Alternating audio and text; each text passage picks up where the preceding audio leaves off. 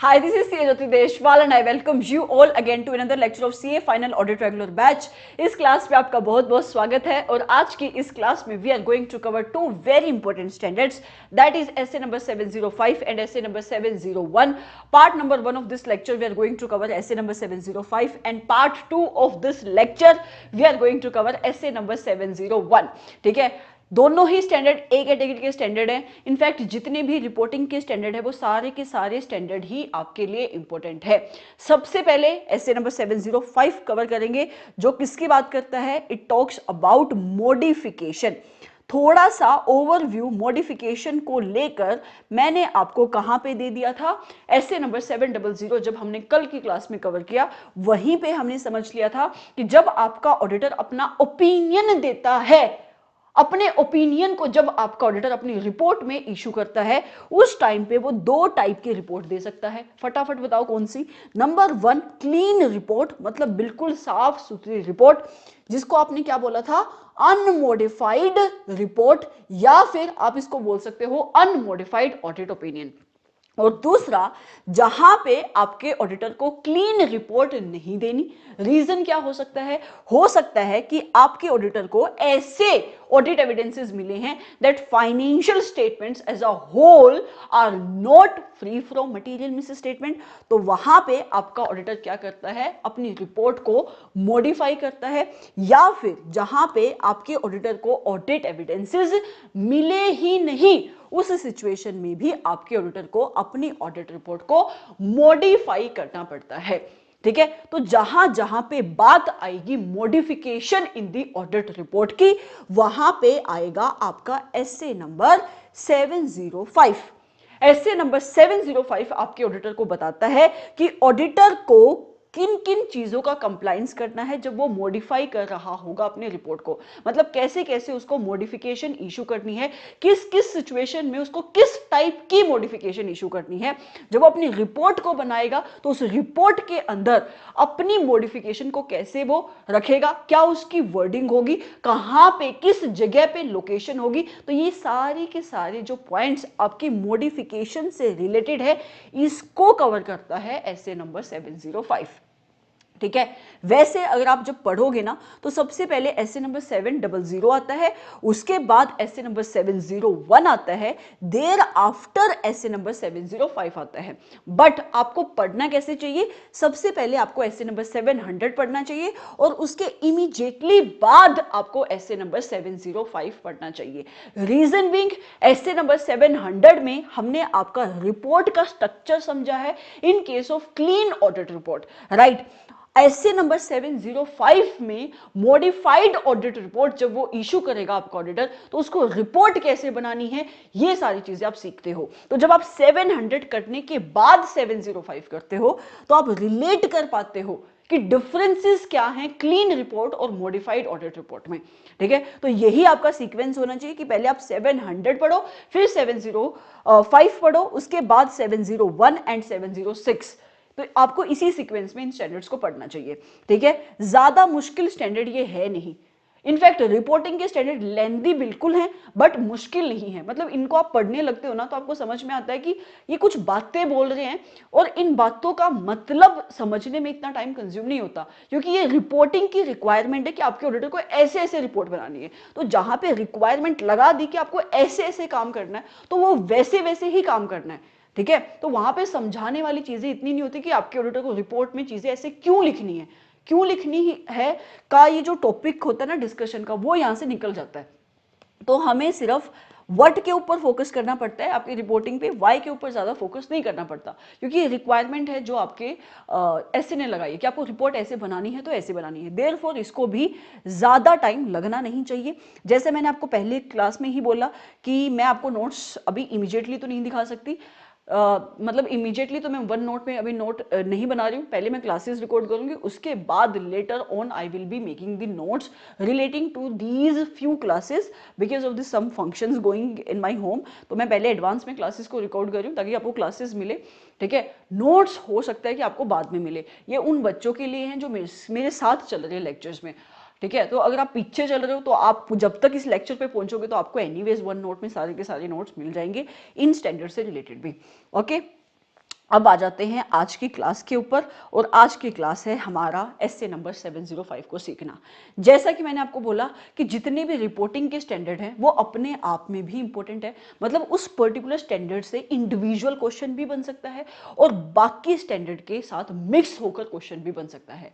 MCQ में question भी बन सकता है, एक नंबर का केस स्टडी के बीच में भी क्वेश्चन बन सकता है, कहीं पे भी इनको फिट किया जा सकता है। तो आपको अंडरस्टैंडिंग के ऊपर बहुत ज्यादा ध्यान देना है। स्टैंडर्ड का नंबर क्या है? 705। स्टैंडर्ड का नाम क्या है? Modification to the opinion in the independent auditor's report. मतलब जब आपका ऑडिटर अपनी रिपोर्ट बना रहा है उस टाइम पे आपका ऑडिटर क्लीन रिपोर्ट नहीं इशू कर रहा। वो कैसे रिपोर्ट इशू कर रहा है? वो मॉडिफाइड ऑडिट रिपोर्ट इशू कर रहा है। मतलब आपका ऑडिटर अपने ओपिनियन के अंदर मॉडिफिकेशन कर रहा है। उस सिचुएशन में एसए नंबर 705 एप्लीकेबल होगा। ओके, स्कोप क्या है एसए नंबर 705 का? तो स्टैंडर्ड कहता है कि मैं डील करता हूं विद द ऑडिटर्स रिस्पॉन्सिबिलिटी, कि मैं बोल रहा हूं क्या कि आपके ऑडिटर की रिस्पॉन्सिबिलिटी है कि उसको एक एप्रोप्रिएट रिपोर्ट को इशू करना है इन दी सर्कमस्टांसिस जब आपके ऑडिटर ने अपना ओपिनियन बनाया। हमने एसए नंबर 700 में सीखा कि आपका ऑडिटर जब अपने ओपिनियन को बनाता है तो वो किन किन चीजों को कंसीडर करता है। तो वो कहता है कि ये स्टैंडर्ड आपके ऑडिटर की रिस्पॉन्सिबिलिटी को फिक्स कर रहा है कि आपका ऑडिटर जब अपने एज पर एसए नंबर 700 अपने ओपिनियन को बनाएगा तो उसको एक एप्रोप्रिएट रिपोर्ट को इशू करना है, एप्रोप्रिएट इन द सर्कमस्टांसेस। और वो सर्कमस्टांस कौन सा है जो एसए नंबर 705 में कवर्ड है? तो कहता है वहां पे जहां पे ऑडिटर कंक्लूड करता है that modification to the report on the financial statement is necessary. मतलब यहां पे वो सिचुएशन कवर्ड है जहां पे आपका ऑडिटर एक नेगेटिव रिपोर्ट दे रहा है, एक मॉडिफाइड ऑडिट रिपोर्ट दे रहा है। तो ये चीज आपको रीड करनी है, लर्न नहीं करनी है। ये चीज आपको क्या करनी है? सिर्फ रीड करनी है, लर्न नहीं करनी है। अब आगे आ जाते हैं, आपके ऑडिटर का ऑब्जेक्टिव क्या है एज पर एसए नंबर 705। तो स्टैंडर्ड कहता है कि as per SA number 705 that is modification to the opinion in the independent auditor's report. ये स्टैंडर्ड का नंबर है, ये स्टैंडर्ड का नाम है। ऑब्जेक्टिव क्या है? कि आपके ऑडिटर को एक्सप्रेस करना है क्लियरली विदाउट एनी एम्बिग्यूटी, क्या एप्रोप्रिएटली एक मॉडिफाइड ओपिनियन, है ना। डिफरेंट टाइप की मॉडिफिकेशन हो सकती है, डिफरेंट टाइप का मॉडिफाइड ओपिनियन आपका ऑडिटर इशू कर सकता है इन डिफरेंट सिचुएशन, जो हमें इसी स्टैंडर्ड में सीखना है। That is adverse opinion, qualified opinion, disclaimer of opinion. तो ये स्टैंडर्ड कहता है कि मैं ऑडिटर का ऑब्जेक्टिव सेट कर रहा हूं कि आपके ऑडिटर को क्लियरली एक मॉडिफाइड ओपिनियन को इशू करना है। कहां पे? फाइनेंशियल स्टेटमेंट के केस में। कब इशू करेगा वो मॉडिफाइड ओपिनियन? दो सिचुएशन में मॉडिफाइड ओपिनियन इशू होगा। नंबर 1 क्या? जब आपका ऑडिटर कंक्लूड करता है, और वो कंक्लूड कैसे करेगा? On the basis of sufficient and appropriate audit evidences जो आपके ऑडिटर को मिले। जब आपका ऑडिटर कंक्लूड करता है कि जो ऑडिट एविडेंसेस उसे मिले, उन ऑडिट एविडेंसेस के बेसिस पे वो इस कंक्लूजन पे पहुंचा है that financial statement as a whole are not free from material misstatement. मतलब जब फाइनेंशियल स्टेटमेंट के अंदर गलतियां हैं वहां पे आपका ऑडिटर मॉडिफाइड ऑडिट ओपिनियन देगा। या फिर आपके ऑडिटर को कोई भी sufficient and appropriate audit evidences मिले ही नहीं, that means your auditor is unable to obtain the sufficient and appropriate audit evidences, वहां पे भी आपका ऑडिटर क्या इशू करता है? एक मॉडिफाइड ऑडिट ओपिनियन को इशू करता है। किस चीज को लेकर आपके ऑडिटर को ऑडिट एविडेंसेस नहीं मिले? कि जिन फाइनेंशियल स्टेटमेंट की चेकिंग उसने करी, क्या उन फाइनेंशियल स्टेटमेंट्स के अंदर कोई मटेरियल मिस स्टेटमेंट है या नहीं। सिंपल सी बात है। स्टैंडर्ड कहता है कि ऑडिटर का ऑब्जेक्टिव मैंने सेट किया, क्या कि ऑडिटर का ऑब्जेक्टिव है कि उसको क्लियरली अपना मॉडिफाइड ओपिनियन इशू करना है। कब? इन दी फॉलोइंग 2 सिचुएशन। नंबर 1, जब उसने कंक्लूड किया कि जिन फाइनेंशियल स्टेटमेंट की चेकिंग उसने करी उन फाइनेंशियल स्टेटमेंट्स के अंदर मटीरियल मिस स्टेटमेंट है, पहली सिचुएशन ये। दूसरा, जिस सिचुएशन में आपका ऑडिटर कंक्लूड कर ही नहीं पाया, मतलब when your auditor was not able to obtain the sufficient and appropriate audit evidences, उस सिचुएशन में भी वो कैसी रिपोर्ट इशू करेगा? मॉडिफाइड ऑडिट रिपोर्ट इशू करेगा। ये 2 ऑब्जेक्टिव ऑडिटर के ऊपर एसए नंबर 705 ने लगाए और ये आपको लर्न करना है। तो ये पहली चीज हुई जो आपको लर्न करनी है। आगे एक बहुत इंपॉर्टेंट चीज समझने वाली ये है कि ये परवेसिव क्या होता है। मैम ये परवेसिव समझना इंपॉर्टेंट क्यों है? आप इधर आ जाओ मेरे पास पहले। क्या मैं आज आपको सिखा ही देती हूं क्या, टाइप्स ऑफ मॉडिफाइड ओपिनियन। वैसे आपको आते होंगे बट फिर भी मेरे साथ आप सुनते जाना। टाइप्स ऑफ मॉडिफाइड ओपिनियन, आपके नेगेटिव ओपिनियन के भी टाइप होते हैं। कौन कौन से? या तो आपका ऑडिटर एक एडवर्स ओपिनियन इशू करेगा, या तो आपका ऑडिटर एक क्वालिफाइड ओपिनियन इशू करेगा, या तो आपका ऑडिटर डिस्क्लेमर इशू करेगा। तीन ही मॉडिफाइड ओपिनियन इशू वो कर सकता है। या तो एडवर्स ओपिनियन इशू करेगा, बिल्कुल ही नेगेटिव रिपोर्ट, या वो क्वालिफाइड ओपिनियन इशू करेगा, या वो डिस्क्लेमर इशू करेगा। उसको एडवर्स ओपिनियन देना है, उसको क्वालिफाइड ओपिनियन देना है, या उसको डिस्क्लेमर इशू करना है, वो डिपेंड करेगा कि सिचुएशन क्या है। अब ये सिचुएशन कौन सी होगी, तो सुनो मेरी बात। जहां पे जो गलतियां उसे मिली या उसे गलतियां मिली ही नहीं। क्यों नहीं मिली गलतियां? क्योंकि उसको ऑडिट एविडेंसेस ही नहीं मिले। तो जहां पे उसको गलतियां मिली, अगर उसको लगता है कि ये जो गलतियां हैं ना, इनका इफेक्ट फाइनेंशियल स्टेटमेंट के ऊपर मटीरियल है एंड परसुएसिव है। मैं कई कई जगह पे परसुएसिव बोल देती हूँ, तो आप उसको इग्नोर करना, ठीक है। तो अगर फाइनेंशियल स्टेटमेंट्स के ऊपर अगर आपके ऑडिटर को लगता है कि जो मटेरियल मिस स्टेटमेंट उसे मिली, उनका इफेक्ट, वर्डिंग है ये एसए नंबर 705 की, उसका इफेक्ट मटेरियल एंड परसुएसिव है, तो उस पर्टिकुलर सिचुएशन में आपका ऑडिटर एडवर्स ओपिनियन देता है। और अगर इफेक्ट सिर्फ मटेरियल है बट परसुएसिव नहीं है, वहां पे वो क्वालिफाइड ओपिनियन देता है ना।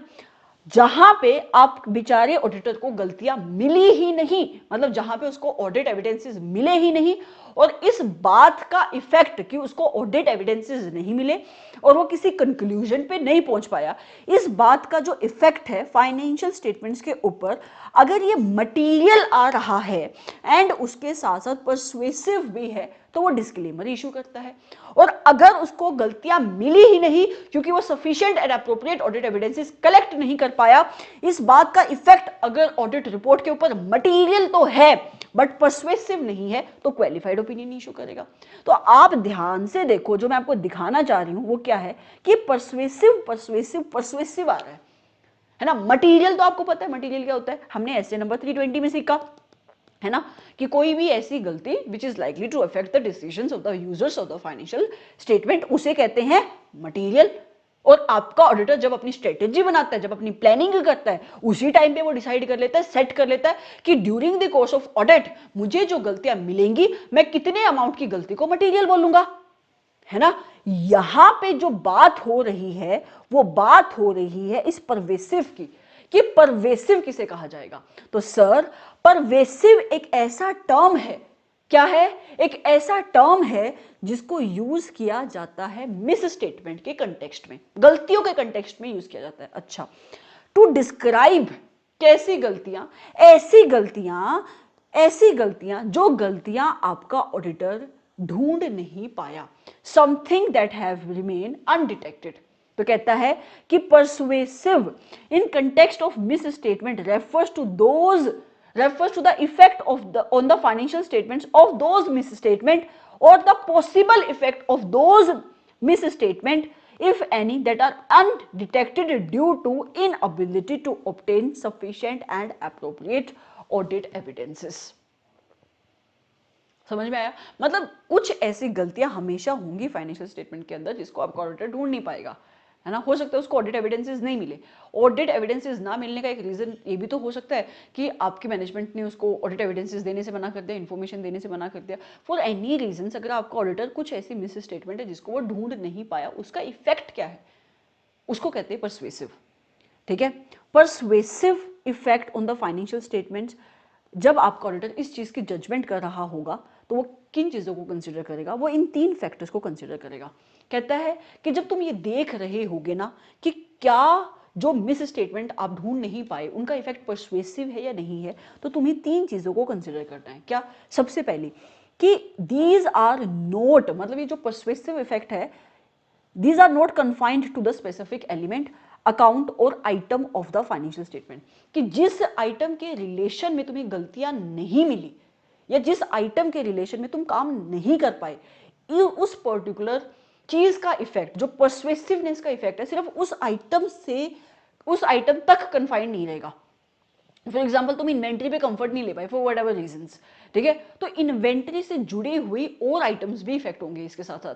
तो तुम्हें जब परसुएसिवनेस को अंडरस्टैंड करना है तो तुम्हें स्पेसिफिक एलिमेंट को नहीं देखना, जब तुम्हें इफेक्ट को अंडरस्टैंड करना है तो स्पेसिफिक एलिमेंट या स्पेसिफिक अकाउंट या आइटम को नहीं देखना। अगर तुम कन्फाइन कर भी रहे हो, तो अगर तुम सिर्फ स्पेसिफिक आइटम को भी देख रहे हो, तो तुम उस पर्टिकुलर सिचुएशन में यू हैव टू एंश्योर कि ये जो इफेक्ट है ये कितना रिप्रेजेंट कर रहा है substantial proportion of the financial statement को। मतलब अगर मैं कह रही हूँ कि इन्वेंट्री के ऊपर मैं चेकिंग नहीं कर पाया यार, इन्वेंट्री के रिलेशन में मुझे नहीं लगता मुझे ऑडिट एविडेंसेस मिले हैं, तो ये जो इन्वेंट्री है ये तुम्हारे टोटल एसेट का कितना सिग्निफिकेंट पोर्शन है। फिर कहता है कि अगर हम डिस्क्लोजर की बात करें तो डिस्क्लोजर को तुम देखोगे, मतलब कि अगर आपका ऑडिटर कह रहा है कि कुछ ऐसे disclosures which are relevant for the users of the financial statements, right, और उन डिस्क्लोजर के रिलेशन में आपका ऑडिटर कोई भी ऑडिट एविडेंसेस नहीं ढूंढ पाया, ठीक है, तो योर ऑडिटर विल कंसीडर कि जिन डिस्क्लोजर के रिलेशन में आपके ऑडिटर को ऑडिट एविडेंसेस नहीं मिले वो डिस्क्लोजर कितने इंपॉर्टेंट थे, जितने ज्यादा वो इंपॉर्टेंट होंगे उतना ही ज्यादा परवेसिव उसका इफेक्ट होगा। समझ में आया?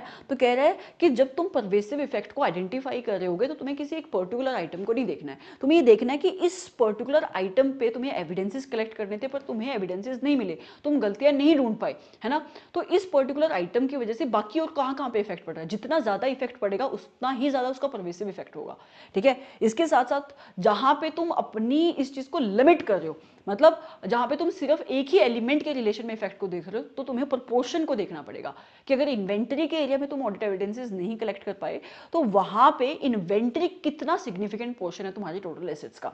एंड जब तुम बात डिस्क्लोजर की करोगे तो तुम्हें ये देखना पड़ेगा कि वो डिस्क्लोजर्स जिसके रिलेशन में तुम्हें ऑडिट एविडेंसेस नहीं मिले वो डिस्क्लोजर तुम्हारी फाइनेंशियल स्टेटमेंट के लिए कितने इंपॉर्टेंट थे, मतलब जो तुम्हारे यूजर्स हैं फाइनेंशियल स्टेटमेंट के उनकी अंडरस्टैंडिंग के लिए कितने इंपॉर्टेंट थे। अगर बहुत सिग्निफिकेंट डिस्क्लोजर्स थे तो इफेक्ट भी सिग्निफिकेंट आएगा, परवेसिव आएगा। समझ में आया? तो इसने बोला pervasive therefore is that which is not localized to any one और टू एलिमेंट। तो परवेसिव उसे कहा जाता है कि जो किसी एक एलिमेंट या दो एलिमेंट को इफेक्ट नहीं करता बट इसका इंपैक्ट पूरी की पूरी फाइनेंशियल स्टेटमेंट्स के ऊपर आता है, across the various items of the financial statements के ऊपर आता है। And same also applies for miss statement, जब आप मिस स्टेटमेंट की परवेसिवनेस को भी चेक कर रहे होगे, है ना। फिर उसके बाद कह रहा है फॉर एग्जांपल अगर आपके ऑडिटर को sufficient and appropriate audit evidences नहीं मिले, एग्जांपल इसने दिया इन्वेंट्री का, बट बाकी element properly supported by documentary evidences है, मतलब सिर्फ एक आइटम के रिलेशन में आपको एविडेंसेस नहीं मिले, तो उस पर्टिकुलर सिचुएशन में आपको क्या देखना है, आपको इंश्योर करना है कि भाई इसका अगर इम्पैक्ट कहीं और नहीं पड़ रहा तो इसका मतलब ये जो पर्टिकुलर आइटम है ये इतना परवेसिव नहीं है, मतलब कि तुम्हें एविडेंसेस नहीं मिले इन्वेंट्री के रिलेशन में, बाकी सब कुछ चीजें तुमने प्रॉपर्ली रिकॉर्ड करी हुई हैं, जैसे अदर एलिमेंट जैसे कि ट्रेड रिसीवेबल्स हो गया, पीपीई हो गया, लोन हो गया, ट्रेड पेबल ईटीसी। लेकिन अगर ये इन्वेंट्री तुम्हारी फाइनेंशियल स्टेटमेंट्स का एक सिग्निफिकेंट पोर्शन बनता है तो फिर इन्वेंट्री इंपॉर्टेंट है तो रिपोर्ट के ऊपर इफेक्ट भी परवेसिव आएगा, है ना। सेम ऑल्सो गोज फॉर जहां पे तुम्हें मटेरियल मिस स्टेटमेंट मिल जाती है और जब तुम उसके इफेक्ट को इवेल्युएट कर रहे हो कि क्या उसका इफेक्ट परवेसिव है या नहीं है, तो भी तुम ये देखोगे कि अगर डिस्क्लोजर के अंदर गलतियां मिली तो वो डिस्क्लोजर मेरी फाइनेंशियल स्टेटमेंट के लिए कितने इंपॉर्टेंट थे, मेरे यूजर्स के लिए कितने इंपॉर्टेंट थे, है ना। ये तुम देखोगे अगर कोई मिस स्टेटमेंट मिली है तो तुम्हें इंश्योर करना है कि उसका इफेक्ट अगर एक से ज्यादा एलिमेंट के ऊपर पड़ रहा है तो वो ज्यादा परवेसिव होगा। So this is how you have to do the calculations of the pervasiveness, this is how you have to analyse the pervasive effect, ठीक है। और जहां पे इफेक्ट मटेरियल भी है परवेसिव भी है तो वहां पे ऑडिटर हमेशा क्या इशू करते हैं, तो एडवर्स ओपिनियन इशू करेगा अगर बात गलतियों की हो रही है, और जहां पे उसको ऑडिट ओपिनियन जब वो इशू कर रहा है और उसको ऑडिट एविडेंसेस नहीं मिले और इस बात का इफेक्ट कि उसको ऑडिट एविडेंसेस नहीं मिल रहे हैं, इस बात का इफेक्ट मटीरियल है एंड परवेसिव है, और परवेसिव वो कैसे देखेगा, इन तीन फैक्टर्स को कंसिडर करके देखेगा, तो वो डिस्क्लेमर इशू करेगा। जो बाकी की दो सिचुएशन बच गई वो हमेशा आपका क्वालिफाइड ओपिनियन इशू करेगा। समझ में आ गया?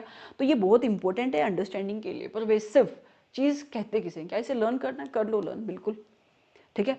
अब आते हैं आगे टाइप्स ऑफ मॉडिफाइड ओपिनियन, ये तुम्हें आते ही होंगे बट मैं फिर भी पढ़ा देती हूँ एक बार। क्या कह रहा है कि किस सिचुएशन में आपके ऑडिटर को कौन सी मॉडिफिकेशन इशू करनी है ये आपको पता होना चाहिए, ये आपको लर्न करने की जरूरत नहीं है, लर्न इन द सेंस कि कोई आपसे डिस्क्रिप्टिव में नहीं पूछेगा, बट फिर भी आपको लर्न तो होनी चाहिए। क्यों? क्योंकि कहीं पे भी लिखना आ सकता है कि मॉडिफाइड ओपिनियन को, अच्छा इंटर लेवल पे जरूर आता है कि कितने टाइप्स ऑफ मॉडिफाइड ओपिनियन है, फाइनल लेवल पे नहीं आता, बट आपको पता होना चाहिए कि किस सिचुएशन में किसका इफेक्ट क्या है, तो आपको कौन सा ओपिनियन देना है, तो उस कंटेक्स्ट में बात हो रही है, तो आपको अंडरस्टैंडिंग पे ज्यादा फोकस करना है। फिर वो कह रहा है कि अगर financial statements materially miss stated है, मटीरियल मिस स्टेटमेंट मतलब ऑडिटर ने काम किया, राइट, ऑडिटर ने काम किया, ऑडिटर को ऑडिट एविडेंसेस मिले, और ऑडिट एविडेंसेस इस बात की तरफ इशारा कर रहे हैं कि आपकी मैनेजमेंट ने जो फाइनेंशियल स्टेटमेंट बनाई हैं, जो भी अमाउंट ट्रांजैक्शन डिस्क्लोजर्स उसने फाइनेंशियल स्टेटमेंट के अंदर दिए हैं, उनके अंदर गलतियां हैं, दोज आर मटीरियली मिसस्टेटेड। और अगर इसका इफेक्ट मटीरियल है एंड परवेसिव भी है, जो अभी ऊपर देखा उन सारे फैक्टर्स को कंसिडर करते हुए, तो ऑडिटर कैसा इशू करेगा अपना ओपिनियन, एडवर्स ओपिनियन इशू करेगा, मतलब बिल्कुल ही नेगेटिव रिपोर्ट देगा वो। और अगर आपके ऑडिटर को फाइनेंशियल स्टेटमेंट्स के अंदर मटेरियल मिस स्टेटमेंट मिली, बट उसका इफेक्ट मटेरियल तो है, ऑब्वियसली अगर मटेरियल मिस स्टेटमेंट है तो इफेक्ट मटेरियल तो होगा ही, बट परवेसिव नहीं है, तो वो थोड़ा सा कम नेगेटिव ओपिनियन देगा। और कौन सा रिपोर्ट इशू करेगा? क्वालिफाइड ओपिनियन इशू करेगा। और जहां पे आपका auditor sufficient and appropriate audit evidences को कलेक्ट ही नहीं कर पाया, और sufficient and appropriate audit evidences को कलेक्ट ना करने का इफेक्ट अगर मटीरियल भी है और परवेसिव भी है, तो वहां पे वो डिस्क्लेमर ऑफ ओपिनियन इशू करेगा। और अगर उसको ऑडिट एविडेंसेस नहीं मिले, इसका इफेक्ट मटीरियल तो है बट परवेसिव नहीं है, तो क्वालिफाइड ओपिनियन को इशू करेगा। और जब आपका ऑडिटर डिसाइड कर रहा होगा कि परवेसिव इफेक्ट कितना पड़ रहा है, तो ऊपर जो हमने फैक्टर्स देखे उन सारे फैक्टर्स को वो कंसीडर करेगा। सो ऊपर वाली जो चीज लिखी है व्हाट इज परवेसिव, आपको जब इफेक्ट को इवेलुएट करोगे तो आपको पता होना चाहिए कि परवेसिव क्या है, क्योंकि मटेरियल तो आपको पता है क्या है एज पर एसए नंबर 320। ठीक है, सो यही आपके 4 डिफरेंट टाइप के ओपिनियन है जो मॉडिफाइड ओपिनियन आपका ऑडिटर इशू कर सकता है। एक एडवर्स ओपिनियन, दूसरा आपका डिस्क्लेमर ऑफ ओपिनियन, तीसरा आपका क्वालिफाइड ओपिनियन। ठीक है, फिर चलते हैं आगे। दैट इज आपका ऑडिटर डिटरमाइन कैसे करेगा कि उसको किस टाइप की मॉडिफिकेशन देनी है, ये भी हम पढ़ चुके हैं। वही जो बात यहाँ पे टेबल में लिखी है ना, यही बात यहाँ पे एक्सप्लेनेशन में लिखी है, क्या कि आपका ऑडिटर क्वालिफाइड ओपिनियन कब इशू करेगा। तो क्वालिफाइड ओपिनियन जब फाइनेंशियल स्टेटमेंट्स मटीरियली मिसस्टेटेड है, बट इफेक्ट मटीरियल तो है बट परवेसिव नहीं है, तो कहता है auditor shall express a qualified opinion when the auditor having obtained, मतलब उसने काम किया, उसको sufficient and appropriate audit evidences मिले, और उन sufficient and appropriate audit evidences से आपका ऑडिटर इस कंक्लूजन पे पहुंच रहा है दैट मिस स्टेटमेंट की जो उसको गलतियां मिली, चाहे वो इंडिविजुअली और चाहे in aggregate with other miss statement, वो क्या है? मटीरियल है, बट परवेसिव नहीं है, परवेसिव नहीं है, तो उस केस में वो क्या इशू करेगा? क्वालिफाइड ओपिनियन इशू करेगा। एक तो ये सिचुएशन होगी। दूसरी सिचुएशन क्या हो सकती है? जहां पे आपका ऑडिटर किसी भी कंक्लूजन पे पहुंच ही नहीं पाया। क्यों नहीं पहुंच पाया? क्योंकि आपके ऑडिटर को sufficient and appropriate audit evidences मिले ही नहीं, और उन sufficient and appropriate audit evidences के ना मिलने का इफेक्ट मटीरियल तो है बट परवेसिव नहीं है, मटीरियल तो है बट परवेसिव नहीं है, तो कौन सा ओपिनियन इशू करेगा? तो भी वो क्वालिफाइड ओपिनियन इशू करेगा।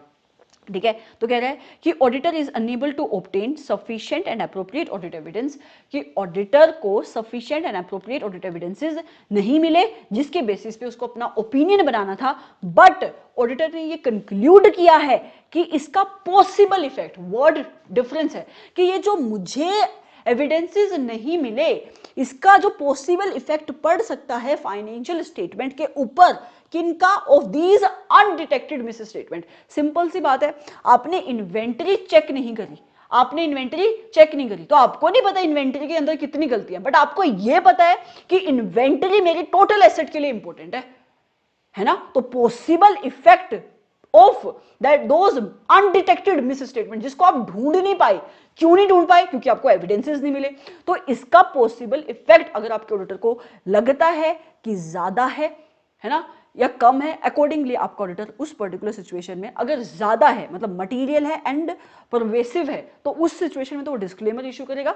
लेकिन अगर इफेक्ट मटीरियल है बट परवेसिव नहीं है, तो वो कौन सा ओपिनियन इशू करेगा? Your auditor will issue qualified opinion. अगर इन शॉर्ट बोलूं, क्वालिफाइड ओपिनियन थोड़ा सा लीनियंट ओपिनियन होता है, whereas adverse opinion and जो आपका डिस्क्लेमर ऑफ ओपिनियन है वो आपका एक बहुत नेगेटिव रिपोर्ट को शो करता है। ओके, फिर आता है एडवर्स ओपिनियन, कहता है कि auditor shall express an adverse opinion, वहां पे एडवर्स ओपिनियन को इशू करेगा। ऑलरेडी ये बातें डिस्कस हो चुकी हैं, वहां पे आपका ऑडिटर एडवर्स ओपिनियन को इशू करेगा जहां पर when auditor having obtained the sufficient and appropriate audit evidences, auditor ने ऑडिट एविडेंसेस ऑब्टेन कर लिए हैं और उन ऑडिट एविडेंसेस को बेस बनाकर आपका ऑडिटर इस कंक्लूजन पे पहुंचा है, आपका ऑडिटर कंक्लूड कर रहा है क्या कि जो मिस स्टेटमेंट उसको मिली, आपको ये ध्यान रखना है, जहां पे उसको ऑडिट एविडेंसेस मिल गए वहां पे कुछ ना कुछ गलत हुआ है ना, मिस स्टेटमेंट है, तभी तो वो मॉडिफाइड रिपोर्ट दे रहे हैं। तो कह रहे हैं कि आपका ऑडिटर एडवर्स ओपिनियन को वहां पे इशू करेगा जहां पे when your auditor have obtained the sufficient and appropriate audit evidences, और उन ऑडिट एविडेंसेस के बेसिस पे ऑडिटर इस कंक्लूजन पे पहुंचा है दैट मिस स्टेटमेंट या तो इंडिविजुअली अपने आप में, या फिर अगर उन मिस स्टेटमेंट को बाकी मिस स्टेटमेंट के साथ तुम मिला दोगे इन एग्रीगेट, वो क्या है, वो मटीरियल भी है और वो परवेसिव भी है टू द फाइनेंशियल स्टेटमेंट, मतलब इफेक्ट बहुत भयंकर है उनका। तो उस केस में ऑडिटर बहुत ही नेगेटिव रिपोर्ट देगा, एडवर्स ओपिनियन को इशू करेगा। ठीक है, फिर आता है डिस्क्लेमर। डिस्क्लेमर कब इशू करेगा, पहले तुम्हारे दिमाग में ये क्लियर होना चाहिए कि डिस्क्लेमर वहां पे ही इशू होगा जहां पे ऑडिटर को sufficient and appropriate audit evidences नहीं मिले, जहां पे ऑडिटर काम नहीं कर पाया, जहां पे ऑडिटर किसी भी कंक्लूजन पे पहुंच नहीं पाया। तो क्या कहता है standard, auditor shall disclaim an opinion, ऐसे लिखो या ऐसे लिख सकते हो, auditor shall issue A disclaimer of an opinion, एक ही बात है। तो auditor shall disclaim an opinion कब when the auditor is unable to obtain sufficient and appropriate audit evidence, जहां पे आपके ऑडिटर को sufficient and appropriate audit evidences मिले ही नहीं, ऐसे sufficient and appropriate audit evidences जिनके ऊपर आपके ऑडिटर को अपने ओपिनियन को बेस करना था। ठीक है, एंड ऑडिटर ये कंक्लूड कर रहा है, अब वर्डिंग देखना, ऑडिटर ये कंक्लूड कर रहा है दैट, इस कंक्लूजन को तुम ऐसी कंक्लूजन मत सोचना कि जो कंक्लूजन आपके ऑडिटर को तब मिलती है जब उसको sufficient and appropriate audit evidences मिल जाते हैं, ये वो कंक्लूजन नहीं है। ये कंक्लूजन कह रहा है कि जो मुझे ऑडिट एविडेंसेस नहीं मिले जिन आइटम्स के रिलेशन में, जो अनडिटेक्टेड मिस स्टेटमेंट रह गई उन आइटम्स में, उसका पॉसिबल इफेक्ट क्या पड़ सकता है फाइनेंशियल स्टेटमेंट के ऊपर, आपका ऑडिटर ये कंक्लूजन ले रहा है। ठीक है, तो कह रहा है कि जहां पे आपके ऑडिटर को sufficient and appropriate audit evidences नहीं मिले, ऐसे ऑडिट एविडेंसेस जिसके बेसिस पे आपके ऑडिटर को अपने ओपिनियन को बेस करना था, इशू करना था, एंड आपका ऑडिटर कंक्लूड कर रहा है that the possible effect of the financial statements, possible effect जो पड़ रहा है इन अनडिटेक्टेड मिस स्टेटमेंट का, किसके ऊपर, फाइनेंशियल स्टेटमेंट के ऊपर। ये कैसा हो सकता है, वर्ड इज नहीं है, कुड बी है, कुड बी मतलब हो सकता है। ये हो सकता है की बात क्यों हो रही है, क्योंकि अभी गलतियां मिली ही नहीं ना, तो उसका इफेक्ट कैसा हो सकता है, मटीरियल भी हो सकता है एंड परवेसिव भी हो सकता है। तो वहां पे वो इशू करेगा डिस्क्लेमर ऑफ ओपिनियन। समझ में आ गई बात। फिर कहता है auditor shall disclaim an opinion when in extremely rare circumstances involving multiple uncertainties the auditor concludes that notwithstanding having obtained sufficient and appropriate audit evidences regarding each of the individual uncertainties, it is not possible to form an opinion on the financial statement due to the potential interaction of the uncertainties and their possible cumulative effect on the financial statement। इसको कर लो तुम बहुत ही ज्यादा important mark. इसने क्या बोला है, देखो बात तुमने इफेक्ट जब तुम देखोगे ना तो पूरी की पूरी फाइनेंशियल स्टेटमेंट के ऊपर इफेक्ट को देखना है।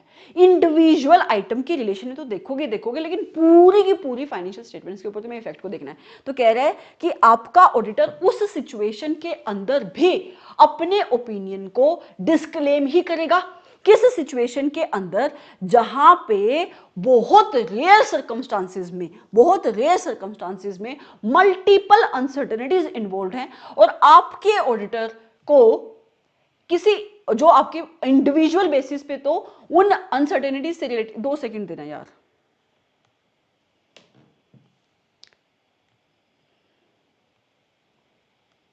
पोज ही नहीं हो रही है, बताओ क्लास।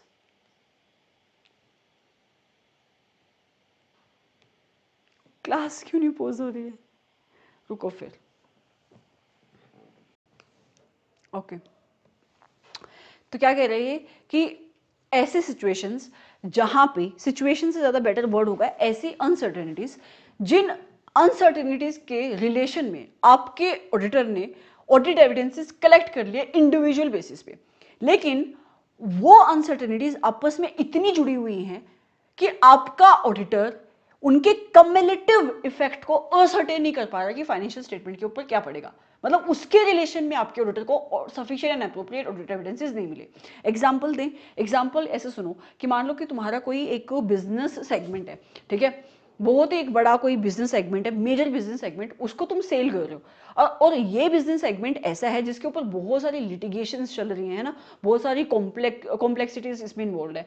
तो तुम्हारे ऑडिटर ने ऑडिट एविडेंसेस कलेक्ट कर लिए in relation to the uncertainties that is attached with the sale of the business, और उसने ऑडिट एविडेंसेस भी कलेक्ट कर लिए in relation to the uncertainties that is attached with the legal outcome of the case जो तुम्हारे उस business segment के ऊपर जा रहा है। लेकिन क्योंकि ये दोनों अनसर्टेनिटीज आपस में जुड़ी हुई हैं, आपका ऑडिटर इनके कम्युलेटिव इफेक्ट क्या पड़ सकता है फाइनेंशियल स्टेटमेंट के ऊपर, उस पर्टिकुलर इफेक्ट को इवेल्युएट नहीं कर पा रहा है, तो वहां पे भी ऑडिटर डिस्क्लेमर ही इशू करेगा। ये बात यहां पे लिखी है, दोबारा से पढ़ो तो ये आपको समझ में आएगा। क्या कहता है? कहता है the auditor shell disclaim an opinion, auditor को डिस्क्लेमर इशू करना पड़ेगा कब? When in the extremely rare circumstances, बहुत ज्यादा रेयर सर्कमस्टांसेस में जहां पे मल्टीपल अनसर्टेनिटीज इन्वॉल्व है, ऑडिटर कंक्लूड कर चुका है that he has obtained the sufficient and appropriate audit evidences regarding each of the individual uncertainties, मतलब उसको sufficient and appropriate audit evidences मिल गए हैं regarding the each of the individual uncertainties, but उसके लिए possible नहीं है ओपिनियन को form कर पाना ऑन द फाइनेंशियल स्टेटमेंट। क्यों? Due to the potential interaction of the uncertainties, क्योंकि ये अनसर्टेनिटीज आपस में जुड़ी हुई हैं, एक का इफेक्ट दूसरे के ऊपर इफेक्ट पड़ेगा, एंड आपका ऑडिटर आपके ऑडिटर के लिए पॉसिबल नहीं है इस सिचुएशन में टू डिसाइड और टू फाइंड आउट कि इनका possible cumulative effect financial statement के ऊपर क्या पड़ सकता है। मतलब आपके ऑडिटर को ऑडिट एविडेंसेस नहीं मिल रहे हैं इन रिलेशन टू की जो आपकी अनसर्टेनिटीज हैं जो आपस में जुड़ी हुई है, जिसके रिलेशन में इंडिविजुअल अनसर्टेनिटीज के रिलेशन में तो आपके ऑडिटर के पास ऑडिट एविडेंसेस है, बट उनका कम्युलेटिव इफेक्ट वो नहीं ढूंढ पा रहा है, तो वहां पे भी वो क्या इशू करेगा? डिस्क्लेमर ही इशू करेगा। तो ये दो सिचुएशन है जहां पे उसको डिस्क्लेमर इशू करना है। अगर आपको बिल्कुल ही प्लेन शब्दों में समझाया जाए तो प्लेन शब्द ऐसे हैं कि देखो, ऑडिटर को एविडेंसेस मिल गए, एक सिचुएशन ये होगी ना कि ऑडिटर को एविडेंसेस मिल गए, ठीक है, तो अगर ऑडिटर को एविडेंसेस मिल गए और उसको एविडेंसेस ऐसे मिले हैं, गलतियां तो है ही है कि मटेरियल मिस स्टेटमेंट है फाइनेंशियल स्टेटमेंट्स में, और इफेक्ट क्या है? मटेरियल भी है, परसुएसिव भी है, तो इशू क्या करेगा? वो एडवर्स ओपिनियन, ठीक है। ऑडिट एविडेंसेस उसको मिल गए, है ना, उसको पता लग गया कि गलतियां हैं, बट जो इफेक्ट है मटेरियल है, but it is not persuasive, effect material नहीं, परसुएसिव नहीं है, तो कौन सा इशू करेगा ओपिनियन? क्वालिफाइड ओपिनियन इशू करेगा। जहां पे उसको ऑडिट एविडेंसेस नहीं मिले और इस बात का इफेक्ट कि उसको ऑडिट एविडेंसेस नहीं मिले, इस बात का इफेक्ट मटेरियल भी है, परसुएसिव भी है, तो इशू करेगा डिस्क्लेमर, और इफेक्ट अगर मटेरियल है बट परसुएसिव नहीं है तो इशू करेगा क्वालिफाइड ओपिनियन। और वो सिचुएशन आपको मल्टीपल अनसर्टेनिटीज वाली सिचुएशन यहाँ पे आपको याद रखनी है डिस्क्लेमर के केस में। समझ में आया? इसमें मुझे नहीं लगता एक फाइनल के बच्चे को कोई ज़्यादा प्रॉब्लम होनी चाहिए, क्योंकि ये सारी चीज़ें वैसे इंटर की चल रही है अभी तक। अभी आ जाते हैं यहाँ पे रिक्वायरमेंट ऑफ एसे नंबर 705 कि क्या क्या रिक्वायरमेंट लगाता है, मतलब कैसे कैसे आपका ऑडिटर मॉडिफिकेशन देगा, ठीक है। तो कहता है सबसे पहले सर्कमस्टांसेस कौन से हैं when the modification to the auditor's opinion is required, मतलब कहाँ कहाँ पे आपका ऑडिटर मॉडिफिकेशन इशू करेगा, मतलब कहाँ कहाँ पे आपका ऑडिटर नेगेटिव ओपिनियन को इशू करेगा। क्या यहाँ पे क्वेश्चन आ सकता है? यस, यहाँ पे डिस्क्रिप्टिव पोर्शन में क्वेश्चन बन सकता है। तो कह रहा है auditor shall modify the opinion in the auditor's report when, कब इशू करेगा वो नेगेटिव रिपोर्ट? नंबर 1, जब आपका ऑडिटर कंक्लूड करता है, और कंक्लूड कब कर रहा है वो? On the basis of audit evidences जो उसको मिले that financial statement as a whole are not free from the material misstatement. सीधी सी बात है, वो पहली सिचुएशन की बात कर रहा है कि जहां पे उसने काम कर लिया और उसको ऑडिट एविडेंसेस मिल गए और ऑडिट एविडेंसेस के बेसिस पे उसने ये कंक्लूड किया कि financial statement as a whole, पूरी की पूरी फाइनेंशियल स्टेटमेंट्स के अंदर क्या नहीं है, पूरी की पूरी फाइनेंशियल स्टेटमेंट्स के अंदर क्या है, मटेरियल मिस स्टेटमेंट है। और वो मटेरियल मिस स्टेटमेंट किन रीजंस की वजह से हो सकती हैं? It may be due to the following reasons. इन रीजंस की वजह से हो सकती है। कौन कौन सा? Number 1, the appropriateness of the selected accounting policies, मतलब आपकी मैनेजमेंट ने जिन अकाउंटिंग पॉलिसीज को यूज करके अपनी फाइनेंशियल स्टेटमेंट बनाई, आपके ऑडिटर को पता लग गया है कि वो पॉलिसीज एप्रोप्रिएट नहीं है, उसको एविडेंसेस मिल गए हैं कि वो पॉलिसीज एप्रोप्रिएट नहीं है। मतलब लगाना चाहिए था आपको अपना लीफो, आपने लगाया फीफो या वाइस वर्सा। तो मतलब आपने जिन अकाउंटिंग पॉलिसीज को यूज किया है वो एप्रोप्रिएट नहीं है। दूसरा, आपके ऑडिटर ने अकाउंटिंग पॉलिसीज जो सेलेक्ट करी वो ठीक सेलेक्ट करी, बट उनकी एप्लीकेशन गलत करी, तो भी आपकी फाइनेंशियल स्टेटमेंट्स के अंदर मटेरियल मिस स्टेटमेंट होंगी। या द एप्रोप्रिएटनेस और adequacy of the disclosures in the financial statement, मतलब जहां पे आपकी मैनेजमेंट को डिस्क्लोजर देने चाहिए थे, आपकी मैनेजमेंट ने डिस्क्लोजर नहीं दिए, जिस वे से देने चाहिए थे उस वे से डिस्क्लोजर नहीं दिए, तो उसको भी तुम क्या बोलोगे कि फाइनेंशियल स्टेटमेंट्स के अंदर मटेरियल मिस स्टेटमेंट है।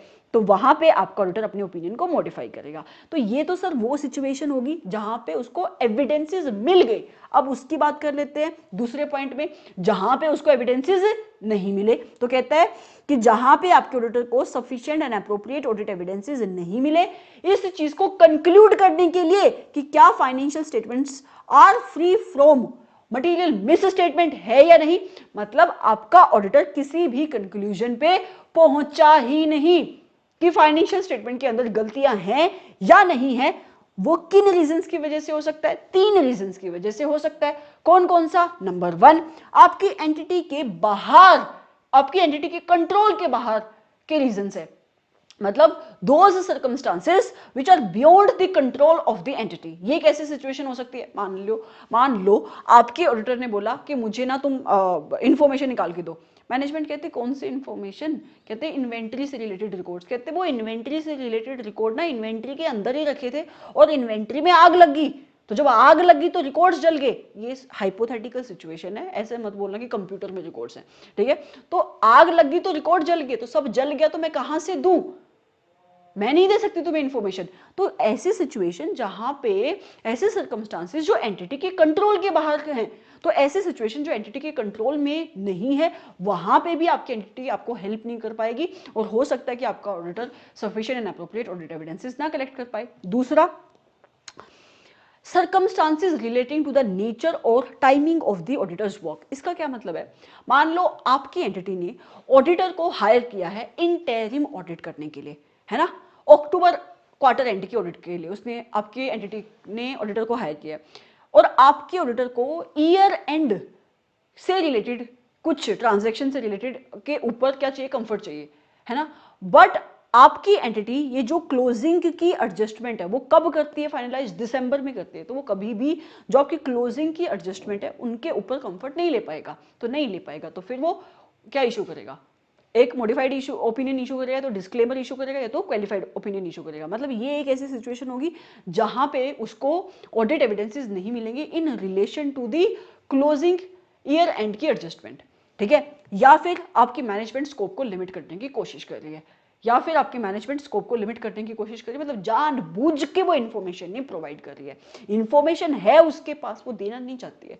तो इस पर्टिकुलर सिचुएशन में जहां पे आपका ऑडिटर कोई इन्फॉर्मेशन मांग रहा है ना, मैनेजमेंट उसको इन्फॉर्मेशन नहीं दे रही, ऑडिटर कोई इंक्वायरी कर रहा है, रिस्पॉन्स नहीं दे रही है, तो आपके ऑडिटर को ऑडिट एविडेंसेस नहीं मिलेंगे तो बेचारा डिस्क्लेमर इशू करेगा या तो क्वालिफाइड ओपिनियन इशू करेगा, ठीक है? क्वेश्चन क्या है? क्वेश्चन ये कि किस किस सिचुएशन में मॉडिफाइड ओपिनियन इशू हो सकता है? 2 सिचुएशन में हो सकता है, या तो गलतियां हैं या तो बेचारा कुछ ढूंढ नहीं पाया। गलतियां कहां कहां हो सकती है? 3 सिचुएशन में हो सकती है। कौन कौन सी? अकाउंटिंग पॉलिसीज जो आपकी मैनेजमेंट ने यूज करी है अपनी फाइनेंशियल स्टेटमेंट को बनाने के लिए वो एप्रोप्रिएट नहीं है। दूसरा, अकाउंटिंग पॉलिसीज की सिलेक्शन एप्रोप्रिएट है बट एप्लीकेशन गलत है ना? तीसरा, जो आपकी मैनेजमेंट को डिस्क्लोजर देने चाहिए थे वो एडुकेटेड डिस्क्लोजर नहीं है, ठीक है? और एक और सिचुएशन में उसको मॉडिफाई करना पड़ेगा अपना ओपिनियन, जहां पे उसको ऑडिट एविडेंसेस नहीं मिले। ऑडिट एविडेंसेस उसको कहां नहीं मिलेंगे, 3 रीजंस की वजह से नहीं मिलेंगे। नंबर 1, जहां पे सिचुएशन सर्कमस्टांसेस आपकी एंटिटी के कंट्रोल की बाहर की बातें हैं। दूसरा, कंट्रोल के अंदर की बातें हैं, दे सकती है बट मैनेजमेंट दे नहीं रही है, मतलब स्कोप को रिस्ट्रिक्ट कर रही है, लिमिटेशन लगा रही है। या फिर जिस टाइप के ऑडिट प्रोसीजर्स आपका ऑडिटर परफॉर्म करने की कोशिश कर रहा है, या जिस टाइम पे ऑडिट प्रोसीजर्स आपका ऑडिटर परफॉर्म कर रहा है, वो टाइमिंग ऐसी है कि उसको ऑडिट एविडेंसेस मिलेंगे नहीं उस टाइम पे। मतलब उसको चेक करनी है ईयर एंड की एडजस्टमेंट, बट वो ऑडिट कर रहा है अक्टूबर में, और आपकी एंटिटी अपनी ईयर एंड की एडजस्टमेंट को दिसंबर में फाइनल करती है, तो दिसंबर में उसको पता लगेंगे ना कि एडजस्टमेंट क्या थी, तो आपको अक्टूबर में एविडेंसेस नहीं मिलेंगे। तो वहां पे भी या तो वो डिस्क्लेमर इशू करेगा, या तो वो क्वालिफाइड ओपिनियन इशू करेगा, डिपेंडिंग अपॉन इफेक्ट कैसा है। समझ में आ गया? मूविंग फॉरवर्ड, अब कहता है अगर तुम्हारा auditor sufficient and appropriate audit evidences ना ऑब्टेन कर पाए, अच्छा तो हमारे हाथ में बात है ना, क्या हम इशू कर देंगे क्वालिफाइड डिस्क्लेमर ऑफ ओपिनियन। अच्छा, रीजंस बताया इन्होंने, क्या ये रीजन क्या है कि आपकी मैनेजमेंट स्कोप को लिमिट करने की कोशिश कर रही है, और कब, जब एक्सेप्टेंस दे चुका है ऑडिटर। अच्छा, मतलब अगर एक्सेप्टेंस नहीं दी होती, उस टाइम के ऊपर अगर मैनेजमेंट आपके स्कोप को रिस्ट्रिक्ट करने की कोशिश कर रही होती तो फिर ऐसे नंबर 210 लग जाता। जहां पे बात क्या थी, अगर तुम्हें पहले से ही पता है कि मैनेजमेंट तुम्हारे स्कोप को रिस्ट्रिक्ट करने की कोशिश कर रही है, और ये लिमिटेशन ऐसी है कि तुम्हें आगे जाके पता ही है कि तुम्हें डिस्क्लेमर इशू करना है, कि तुम्हें sufficient and appropriate audit evidences नहीं मिलेंगे, तो तुम ऐसी ऑडिट एंगेजमेंट को हाँ बोलो ही मत।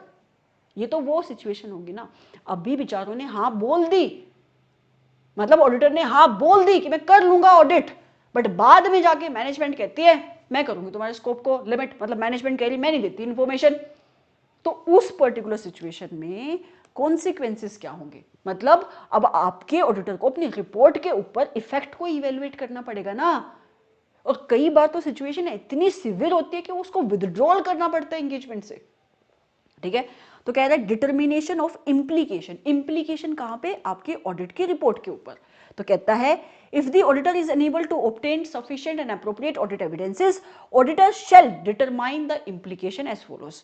तो अगर आपकी जो मैनेजमेंट है उसको उसके स्कोप को रिस्ट्रिक्ट करने की कोशिश कर रही है, जिसकी वजह से उसको ऑडिट एविडेंसेस नहीं मिल रहे हैं, तो आपका ऑडिटर इवेलुएट करेगा इसका इम्प्लीकेशन क्या पड़ेगी। तो सबसे पहले क्या चीज इवेलुएट करेगा, अगर आपका ऑडिटर कंक्लूड करता है क्या कि possible effect on the financial statement of these undetected miss statement could be material but not pervasive, तो ऑडिटर तो इशू करेगा क्वालिफाइड ओपिनियन। क्या ये पुरानी बात है या नहीं है? यस, पुरानी बात है। ठीक है, अगर उसकी कंक्लूजन ये है कि उसको sufficient and appropriate audit evidences नहीं मिले, और क्योंकि उसको ऑडिट एविडेंसेस नहीं मिले इस वजह से कुछ तो ऐसी गलतियां हैं जो अनडिटेक्टेड रह गई, तो अगर उनका पॉसिबल इफेक्ट्स मटीरियल भी है, परवेसिव भी है, तो वो क्या इशू करेगा, आप मुझे बताओ। वो इशू करेगा अपना, इसने लिखा ही नहीं है, वो डिस्क्लेमर इशू करेगा, ऑडिटर शेल। हाँ ठीक है, ऑडिटर शेल सबसे पहले कह रहा है ये, इसने सेकंड पॉइंट में इंक्लूड किया है। सबसे पहले कहता है कि अगर विथड्रॉल पॉसिबल है, तो विथड्रॉल कर दो, अगर लॉ और रेगुलेशन परमिट करते हैं तो। अगर नहीं पॉसिबल है, नहीं प्रैक्टिकल है विथड्रॉल करना, तो तुम डिस्क्लेमर इशू करोगे। वही बात, पुरानी बात है, बस इसमें एक एक्स्ट्रा लेयर डाल दी, ये वाली। क्या कि सबसे पहले देखो, क्योंकि देखो बात क्या है, बात ऐसी है कि ऑडिट को कराने का अल्टीमेट ऑब्जेक्टिव तो यही ना कि एश्योरेंस दी जा सके, है ना। जब तुम्हें नहीं मिल रही एश्योरेंस तो तुम ऐसा करो ना, छोड़ दो ना वो ऑडिट, छोड़ दो, चले जाओ वहां से। तो सबसे पहले तो वो क्या करेगा, वो विदड्रॉ करेगा उस ऑडिट एंगेजमेंट को। और अगर वो नहीं कर पा रहा है क्योंकि प्रैक्टिकल नहीं लग रहा उसको, कोई कानून उसको रोक रहा है, लॉ रेगुलेशन उसको प्रोहिबिट करे, तो फिर उसके पास, बेचारे के पास ऑप्शन नहीं बचा, उसको रिपोर्ट देनी ही पड़ेगी। और अगर उसको रिपोर्ट देनी है तो वो डिस्क्लेमर इशू करेगा। ठीक है, आगे कहता है अगर ऑडिटर विदड्रॉ करने का सोच लेता है, उस पर्टिकुलर सिचुएशन में इसको किन किन चीजों को कंसिडर करना है, ये इंपॉर्टेंट कंसेप्ट है। अगर ऑडिटर विदड्रॉ करने का सोच लेता है फिर वो क्या कंसिडर करेगा, कहता है when the auditor decides to withdraw, Before withdrawing, the auditor shall communicate to TCWG any matters regarding the misstatement identified during the audit that would have given rise to the modifications of the opinion. ध्यान से सुनना, आज तक मैं काम करती आ रही हूँ, पिछले 1 महीने से ऑडिट चल रही है, अभी तक मुझे कोई दिक्कत नहीं आई थी। 1 महीने से मैं काम कर रही हूँ, ऑडिट एविडेंसेस कलेक्ट कर रही हूँ। आज जब मैंने काम किया, मुझे कुछ किसी एरिया के रिलेशन में, मान लो कि आज मैंने इन्वेंटरी की चेकिंग करना शुरू किया और इन्वेंटरी के एरिया में मुझे एविडेंसेस नहीं मिले मुझे एविडेंसेस। मैंने मैनेजमेंट से पूछा, मैनेजमेंट ने बोला कि नहीं है, नहीं हो सकता यार, काम नहीं हो सकता। तो मैंने सोच लिया कि अगर काम नहीं हो सकता तो मैं विदड्रॉ करूंगी।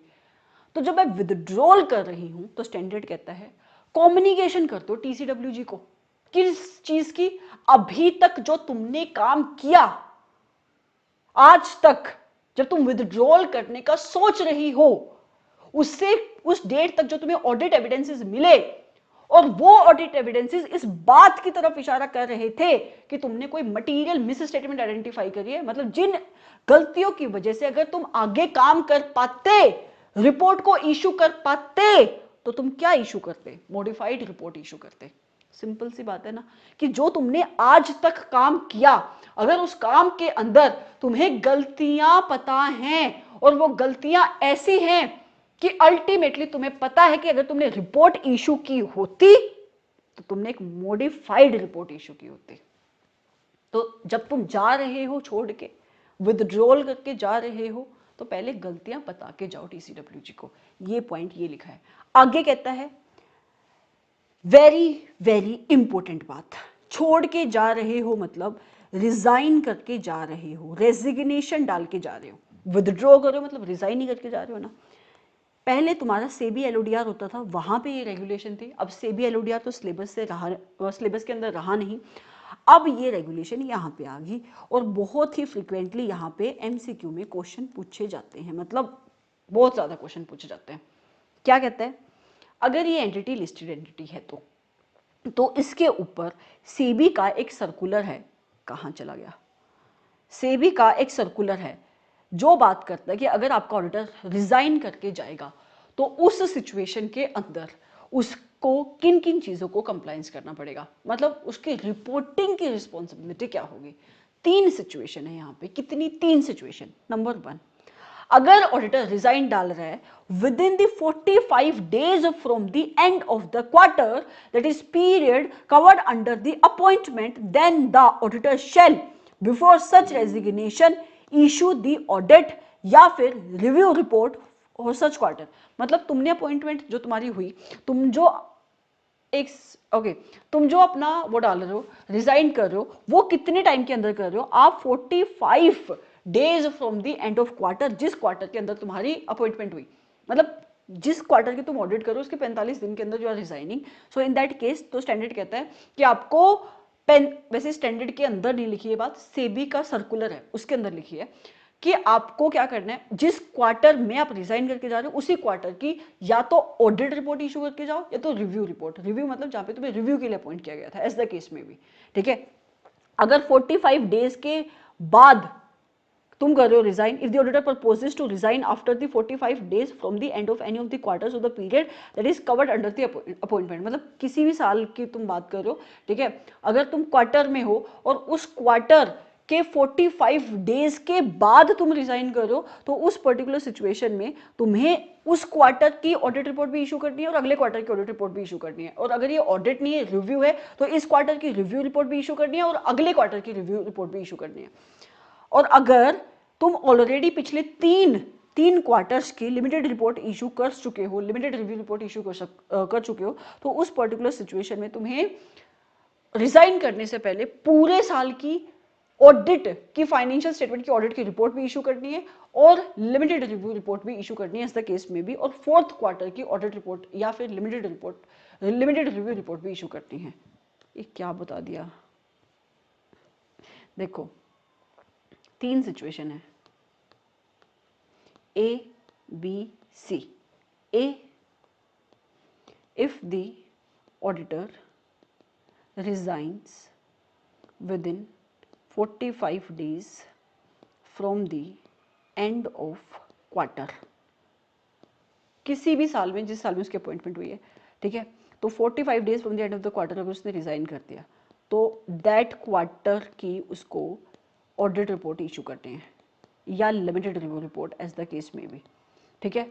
अगर 45 डेज के बाद किया तो उस क्वार्टर की और अगले क्वार्टर की, ए और बी में क्या हमें कोई फर्क नहीं पड़ता। अगर वो पहले 3 क्वार्टर की रिपोर्ट को इशू कर चुका है तो 4th क्वार्टर की रिपोर्ट को भी इशू करे और पूरे साल की ऑडिट रिपोर्ट को भी इशू करे, ये उसकी रिक्वायरमेंट है। और एमसीक्यू में क्वेश्चन है इसके ऊपर और प्रैक्टिकल क्वेश्चन है, ठीक है।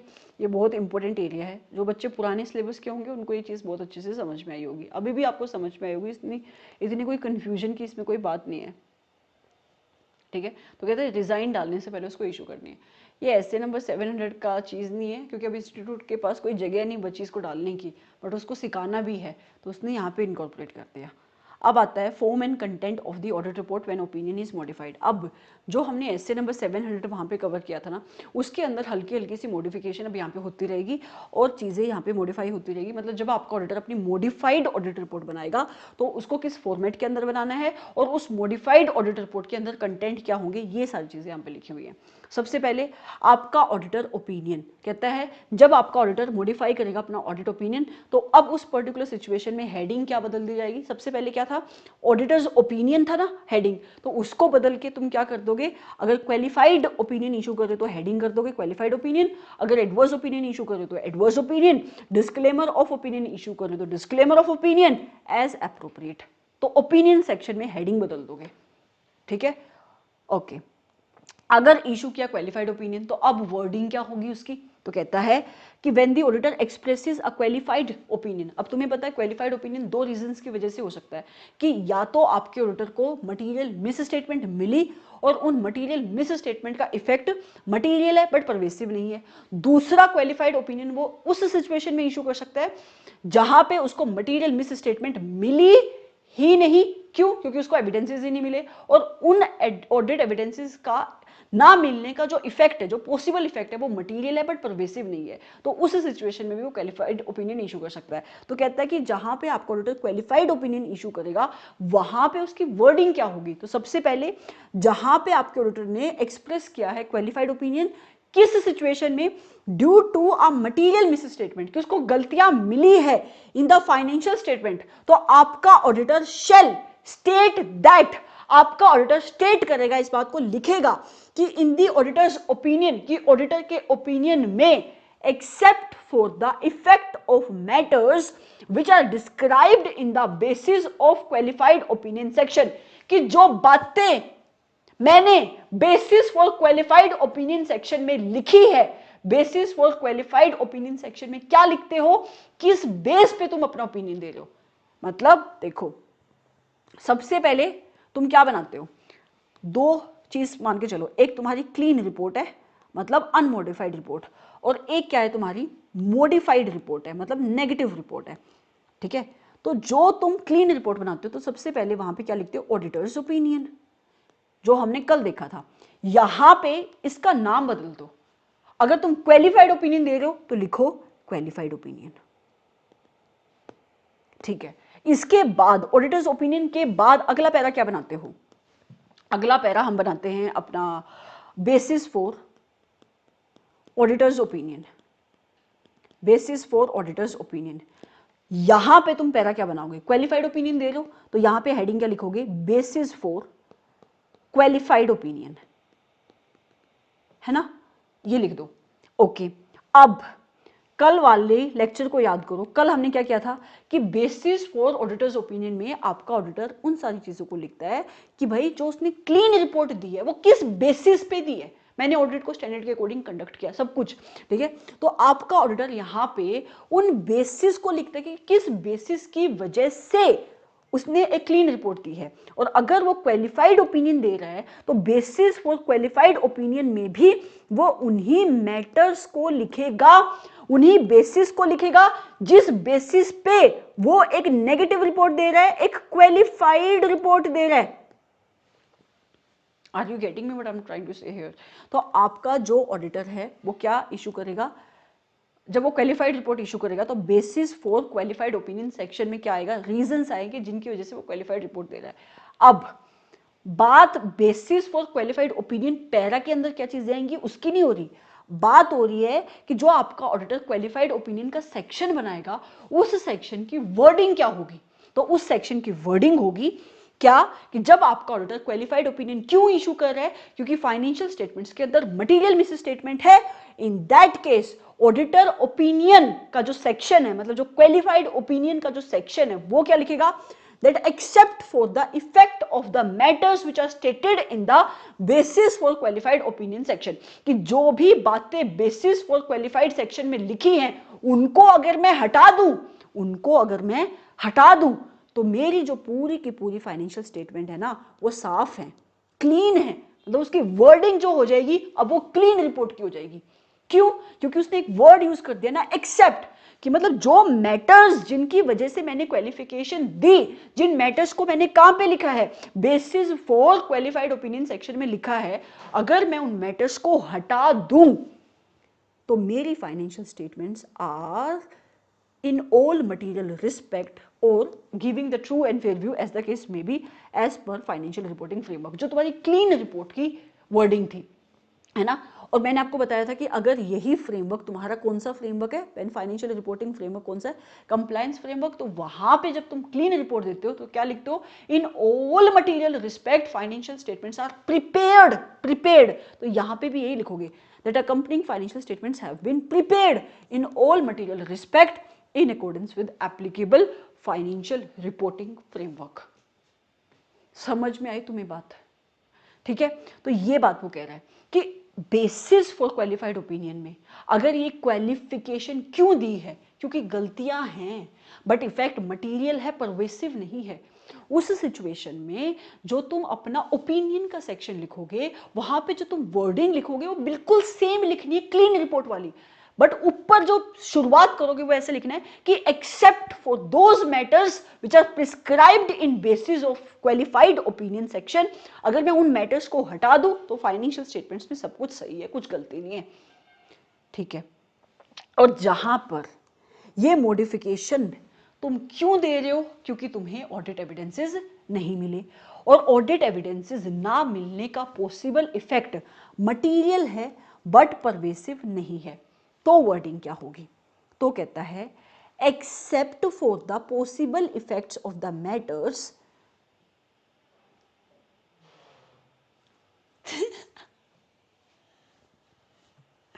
Accept for the possible effects, कहते हैं कि जो भी आपके मैटर्स हैं अगर मैं उनके इफेक्ट को निकाल दूं, यार रुको यार, हमारे घर में ना चल रहा है फंक्शन, ठीक है, और यहाँ पे आते रहते हैं गेस्ट, और जो गेस्ट और वो बच्चा निकल के गया, वो वहाँ पे मेरे कैमरे के बिल्कुल स्ट्रेट, मतलब मैं आप लोगों को देख रही हूँ ना, तो मतलब मैं कैमरे को देख रही हूँ, वो पीछे से निकल के आया, दरवाज़ा बंद, मतलब कुंडी नहीं लगी हुई है, बस ऐसे दरवाज़ा ऐसे ऐसे बंद है ना, तो वो खोल के यहाँ पे आके बिल्कुल डायरेक्ट ऐसे स्माइल पास कर रहा है, तो मेरे को 2 सेकंड दो तुम। ओके, हाँ, जहां पे आपके ऑडिटर ने अपनी रिपोर्ट को मॉडिफाई इस वजह से किया है कि उसको sufficient and appropriate audit evidences नहीं मिले, वहां पे भी वर्डिंग्स एग्जैक्टली बिल्कुल ही सेम रहेगी। डिफरेंस क्या होगा, ध्यान से देखना, कह रहा है कि जहां पे मॉडिफिकेशन इस वजह से अराइज हुई क्योंकि आपके ऑडिटर को sufficient and appropriate audit evidences नहीं मिले, वहां पे आपका ऑडिटर फ्रेज क्या यूज करेगा, बिल्कुल सेम ही जैसे ऊपर था, that is accept for the possible effects of the matters. यही डिफरेंस है, ऊपर क्या फ्रेज यूज किया था, except for the effects of the matters that are prescribed under the basis of qualified opinion section, आपका ऑडिटर मॉडिफाइड ओपिनियन को issue कर रहा है। यहां पे क्योंकि उसको sufficient and appropriate audit evidences नहीं मिले, यहां पे क्योंकि आपका ऑडिटर किसी भी कंक्लूजन पे नहीं पहुंचा, देयरफॉर उसको नहीं पता कि एग्जैक्ट इफेक्ट क्या है, तो वो वर्ड क्या यूज करेगा कि अगर मैं उन मैटर्स को छोड़ दूं, जो मैटर्स, अगर मैं उन मैटर्स के पॉसिबल इफेक्ट को छोड़ दूं, जिन मैटर्स को मैंने कहां पे बताया है, basis for qualified opinion section में बताया है, मेरी फाइनेंशियल स्टेटमेंट ठीक है, ठीक है, तो वहां पे आपका ऑडिटर इस पर्टिकुलर सिचुएशन में वर्ड क्या यूज कर रहा है, possible effects of the matters, ऊपर क्या वर्ड था, इफेक्ट ऑफ द मैटर, ठीक है। और जहां पे आपका ऑडिटर एडवर्स ओपिनियन दे रहा है, एडवर्स ओपिनियन वो कब इशू करता है, जहां पे आपके ऑडिटर को इस ये कंक्लूजन मिली है that financial statements are materially misstated, और ये इफेक्ट कैसा है, मटीरियल भी है और परसुएसिव भी है। वहां पे वर्डिंग क्या यूज करेगा, ऑडिटर की रिपोर्ट के अंदर वर्डिंग होगी that because of the significance of the matters which are described in the basis for adverse opinion section. कहता है कि जो मेरे ऑडिटर ने एडवर्स ओपिनियन दिया है ना, उस एडवर्स ओपिनियन को किस बेसिस पे दिया है, आपके ऑडिटर ने इसको कहां पे बताया होगा, एडवर्स ओपिनियन सेक्शन पे बताया होगा, basis for adverse opinion section पे बताया होगा। तो जो मैटर्स आपके ऑडिटर ने basis for adverse opinion section में डाले हैं, क्योंकि वो मैटर इतने इंपॉर्टेंस के थे कि आपका ऑडिटर इस कंक्लूजन पे पहुंचा है क्या, कि आपकी फाइनेंशियल स्टेटमेंट्स, अगर आपने फाइनेंशियल स्टेटमेंट को फेयर प्रेजेंटेशन फ्रेमवर्क के अकॉर्डिंग बनाया है, your financial statement do not present fairly, मतलब आपकी financial statements are not giving the true and fair view as per the applicable financial reporting framework. और अगर आपकी मैनेजमेंट ने अपनी फाइनेंशियल स्टेटमेंट्स को कंप्लायंस फ्रेमवर्क के अकॉर्डिंग बनाया है, तो उसकी वर्डिंग क्या हो जाएगी, that accompanying financial statements have not, बिल्कुल नेगेटिव ओपिनियन देगा वो, have not been prepared in all material aspect as per the financial reporting framework। समझ में आ गया। और अगर वो डिस्क्लेमर इशू कर रहा है, मतलब उसको sufficient and appropriate audit evidences नहीं मिले, और इनका पॉसिबल इफेक्ट क्या हो सकता है, कैसा, मटेरियल भी हो सकता है और प्रोवेसिव भी हो सकता है, उस पर्टिकुलर सिचुएशन में आपका ऑडिटर क्या इशू करता है, डिस्क्लेमर ऑफ ओपिनियन। तो जहां पे आपका ऑडिटर डिस्क्लेमर इशू करेगा, वहां पे आपके ऑडिटर को ये स्टेट करना पड़ेगा कि देखो हम कोई भी ओपिनियन इशू कर ही नहीं रहे हैं। वो डिस्क्लेमर ऑफ ओपिनियन के अंदर ये लिखेगा कि हम कोई भी ओपिनियन इशू कर ही नहीं रहे हैं। इसके साथ साथ उसकी वर्डिंग क्या होगी, वो वर्डिंग लिखेगा that because of the significance of the matter, जो कहां पे प्रिस्क्राइब्ड है, basis of disclaimer of opinion section, auditor has not been able to obtain the sufficient and appropriate audit evidences, जिसके बेसिस पे वो अपना ऑडिट ओपिनियन दे सके। इसके साथ साथ ऐसे नंबर 700 में जब हमने एक चीज देखी थी, वहां पे ऑडिटर को स्टेट करना पड़ता है इस फैक्ट को दैट ऑडिट कंडक्ट हुई है। वर्डिंग क्या होती है वहां पे, that we have conducted the audit, लेकिन यहां पे वो ये वर्डिंग यूज नहीं कर सकता, क्योंकि यहां पे ऑडिट हुई ही नहीं। यहां पे उस चीज को चेंज करके तुम्हें क्या स्टेट करना पड़ेगा, that auditor was engaged to do the audit, कि ऑडिटर को इंगेज किया गया था ऑडिट करने के लिए। वो ये वर्ड्स यूज नहीं करेगा that we have audited the financial statements. ठीक है, अगर इस चीज को आकर मैं आपको समझाना चाहूं कि ये क्या बोल रहा है, ये कह रहा है देखो, आपका ऑडिटर जब क्वालिफाइड ओपिनियन देगा ना, जब वो क्वालिफाइड ओपिनियन देगा, ठीक है, उस पर्टिकुलर सिचुएशन में आपके ऑडिटर को 2 पैराग्राफ 2 सेक्शन तो डालने पड़ेंगे। कौन सा, एक तो क्वालिफाइड सेक्शन, मतलब क्वालिफाइड ओपिनियन का सेक्शन, और दूसरा बेसिस फॉर क्वालिफाइड ओपिनियन। समझ में आ गई बात। तो जब आपका ऑडिटर क्वालिफाइड ओपिनियन देगा, जिन मैटर्स की वजह से उसने अपनी रिपोर्ट को क्वालिफाई किया है, आपका ऑडिटर इन मैटर्स को कहां पे डालेगा, basis for qualified opinion section में डालेगा। अब सवाल ये आता है कि क्वालिफाइड ओपिनियन की वर्डिंग्स क्या होगी, तो वर्डिंग ऐसी होगी क्या, दैट एक्सेप्ट फॉर दी, 2 चीजें हो सकती हैं यहां पे, क्या, कि या तो क्वालिफाइड ओपिनियन वो इस सिचुएशन में दे रहा है जहां पे उसको ऑडिट एविडेंसेस मिल गए और उसको पता लगा कि फाइनेंशियल स्टेटमेंट्स के अंदर मटेरियल मिस स्टेटमेंट है और इनका इफेक्ट मटेरियल तो है बट परसुएसिव नहीं है।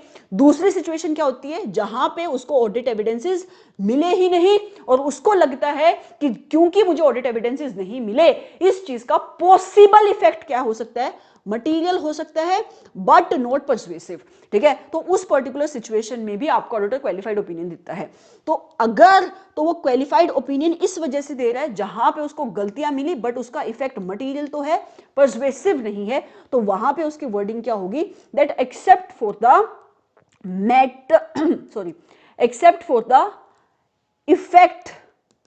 effects of the matters prescribed in basis for qualified opinion section।